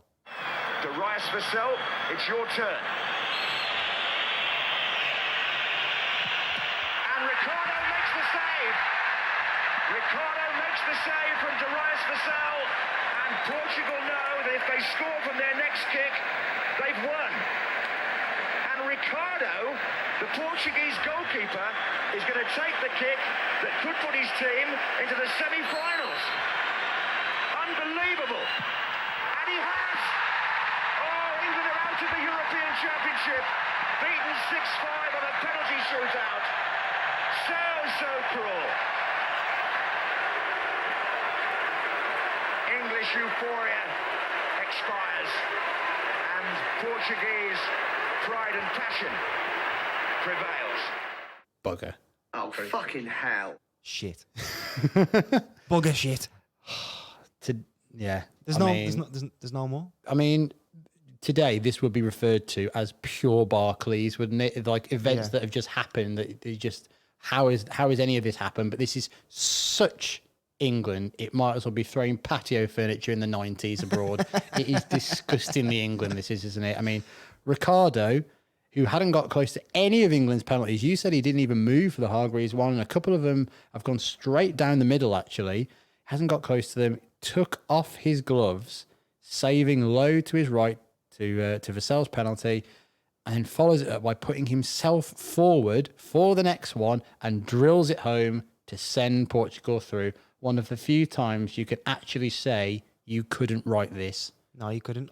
He took his gloves off, man. That is such a big dick move. It really is, isn't it? and I've no doubt that plays into the mentality, and I've no doubt that Darius Vassell, being Wayne Rooney's replacement, has kind of fed into his mentality of, I'm going to be the fall guy for this. Yeah. England, it's broken England, isn't it? Yeah, it is. And that's it. Portugal go through, as we said. England are out, and they go out on penalties to Portugal. I mean, a disjointed but brave England, and they did well to actually get to penalties after the Rui Costa goal. I think the most inspiring thing from this is that it was a really good game. Yeah. England held their own, and the character that they showed to come back from setback after setback after setback. Yeah. I mean, they could have been more inspiring in attack, and it felt like they played with 10 men throughout. But, and it's a very small, but, you know, they did show great character, but what does that matter when you're out? And the next chance you have to rectify everything is 2 years where everything could be different. Yeah, you could have injuries, you could maybe not qualify. And the tournament just carries on without you, and you'd feel very hard done by. I think hard done by because you've got something that is out of your... Well, two things that are out the team's control. One thing that is in their control is how they play, which wasn't amazing. One thing that's out of their hands is actually the referee's decision not to give Campbell's goal. And another thing is that Wayne Rooney was injured at that point, and that changed the entire game, really, you think? Absolutely. I feel really sad. Yeah. I feel really sad. Deflated. It was a great game. It was. In a weird way. It wasn't like a 3-2, 3-3 classic, but is when you watch like a Prem game and it's 0-0 and everyone goes, actually, it was a really good 0-0. Actually, it was a very good game. I know this was 2-2, but like, yeah, and we're out. It's hard not to think, being as though, we get to the full aftermath, but a quick spoiler here is that Portugal do get through to the final. It's hard not to think that England could have just done the same because they're on a level with them at least. And with Rooney, if Rooney hadn't got injured, the game could have been out of sight and we may have gone all the way. Yeah. I mean, we can do Portugal straight away if you want. We can do a bit of the aftermath. Yeah, sure. And because we're talking about Ricardo and on saving the penalties without his gloves, he said that we had practiced for penalties in training, and I had watched some DVDs looking at where England players had taken their penalties. But when I saw Theirselves coming towards me, I thought, "Fucking hell! Hang on." I have seen him, every player, score a penalty on this DVD, but not this guy. Nothing. Has he even taken a penalty? I mean, disrespectful to Theirselves. That's bad, isn't it? I just go in, I've never heard of this person, basically. I mean, it's like as soon as penalties started, as soon as sudden death penalties started, Ricardo was like, I'm just fucking doing this. Yeah. And I'm just burning the lot. I'm taking my gloves off. I'm taking penalties. I feel like he would have just fucking punched England players if England would have won, which would never happen. Well, he says, I looked at my hands. He said, fuck, I have to do something. I ripped my gloves off, just took them off. Vassell looked at me and he looked at the referee who said, that's fine. To this day, I still don't know why I did that. I have never done it before or since, but I felt I needed to do something. I saw Vassell was very nervous and he did not want to be there.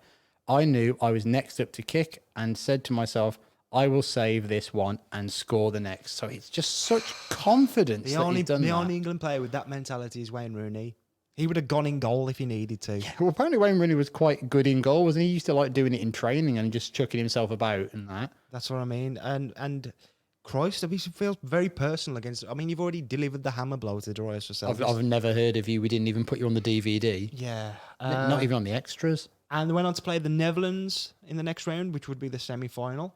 Yeah, they go through 2-1. A game remembered for one of the goals of the tournament from Manish. As we said that he nearly scored one of the great goals. He did score a great goal in that next game to send them through. The machine. Through through to the final when it's a replay of the opening game of the tournament against Greece. If you remember, guys, I did make a reference to this earlier.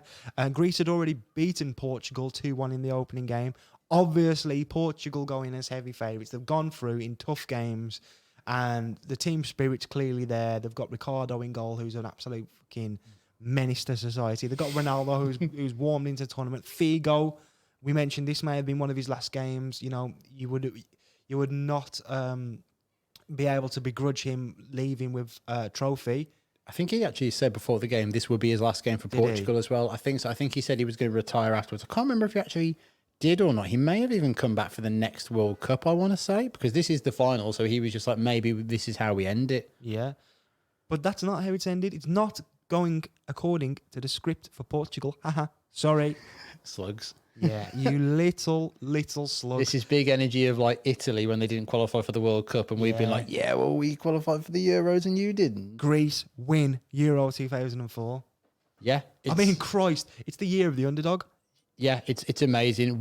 They go 1-0 up and Otto Rehhagel side hold on for their third successive 1-0 of the tournament. And Ronaldo is in tears. It's one of the first times you really show him. He shows massive emotion. And it's still used today as a meme, isn't it, that? Yeah. But when did it stop with the Greece thing? Because I feel like even like in the Russia World Cup in 2018, people would go, Greece did win Euro 2004 though. Thing is, though, I don't think they even qualified for the next World Cup. They didn't. It's incredible. It is such like a microcosm of like, this was an amazing period and a team somehow. We talked about Leicester. It's kind of up there, really, with like what Leicester did. I remember Greece, and you were like, "What a team!" It's the international equivalent, has to be. Yeah, I don't think there's anything else. There's not been another surprise because the World Cup is, like we said about the Champions League earlier, it's kind of only won by a few teams. Same with the Euros.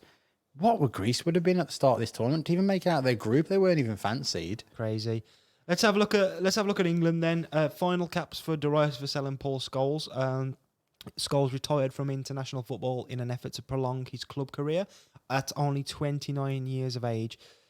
apparently he wasn't happy about playing on the left. Well, he said that it was never too much of a problem playing on the left. It was more the fact that he wasn't playing well enough in general. Like he said, actually, because I think there was a period at Man United when he was in one of his biggest hot streaks for the club when they were going for a league title. He actually kind of drifted out onto the left, and Ryan Giggs played in the number 10 role because the teams couldn't really catch him and what they were doing. But it was only for a couple of games, but it was where he played his best football. But it's a totally different setup to what England did. And maybe Sven saw that and go, well, actually, he can play there. But he said he just wasn't playing well enough himself. And he played 36 times under Eriksson and was pretty much undroppable and didn't really play his best football under Eriksson, I'd say. Not many memorable moments under him. Vassell didn't opt out. He was only 24 at the time, so you'd have figured he'd had a career ahead of him for England, despite the setback. But it's just that thing, isn't it? You're a sub striker for England, and there's always a new one coming through. Yeah, and I think he's kind of superseded by Jermaine Defoe, who's the new emerging player. And it's interesting, Vassell doesn't even get a look in come August when there's some friendlies before the next World Cup qualifying campaign. So straight away, Sven's made the decision of Vassell not being in the team, which I say at 24, that's pretty harsh, seeing that he'd done really well for England whenever he played. And even in this tournament, people were saying he should be playing. But Defoe is a great striker, though, and I think Vassell is quite underrated in terms of how good he was. I think the latter part of his career, people forget, and he moved around and he wasn't the player he was, but he was a very exciting player. But I agree, Defoe probably, when you look back at both's career, I think it's kind of unarguable. You could say Defoe was being the better player, or with the better career at least. And the next quite a lot of years are the Rooney years for England. He's set his stall out here. He got injured, but we have our new hero. We have our man for the next however many years ahead. Wayne Rooney. I mean, let's just quickly look at his sort of post-Euro 2004 tournament where he would leave, despite the early knockout for England, has probably the most hot prospect in world football. Yeah, an absolute global superstar, and it feels like he's not there for long for Everton. I mean, he says that he almost moved to Chelsea and Newcastle at points as well, which I wasn't really aware of. He said that Chelsea tried to sign him and they were trying to pay the most money, but he said once he knew that Manchester United were interested, he just wanted confirmation that they did want to sign him. And apparently he did agree fees or terms with Newcastle, but he had a clause put in his contract that meant that if Man United came in for him in this window, that he could go and play for Man United. Newcastle, it's so crazy. That's under Bobby Robson as well, and Alan Shearer playing there. He was levels above that. He was Man United caliber. That Ferguson kind of rebuilding aside and all that. But he said that as soon as he knew that United were in for him and for Alex Ferguson, he said he wanted to play with your Giggses, Scholes, Keanes, Ferdinands, all those kind of players. And so 40 minutes from where he grew up as well, and just didn't feel like it was a Newcastle thing, and he might as well just stayed at Everton if he did, but he knew he had to move to go on to that next level of his career. Yeah, Sven stays on, and we'll cover the next steps of that in games to come and episodes to come. One more question before we go, Nick. Was this game England? So 100%. So England, isn't it? I mean, certified. Yep, it's a template. Gold stamped. Yeah. It's Sven team going out on penalties to Portugal and the goalkeeper making the decisive kick that you've never seen before. I don't think there's many more ticks you could have in the criteria. Absolutely. Well, I'm completely deflated. Hope you are too as well. Listener. If you want to get in touch with the show, please do. You can email us at isthisenglandpod@gmail.com. You can also find us on Instagram and Twitter at @isthis_England. Thank you very much for listening, and we'll see you next time. Thanks, guys.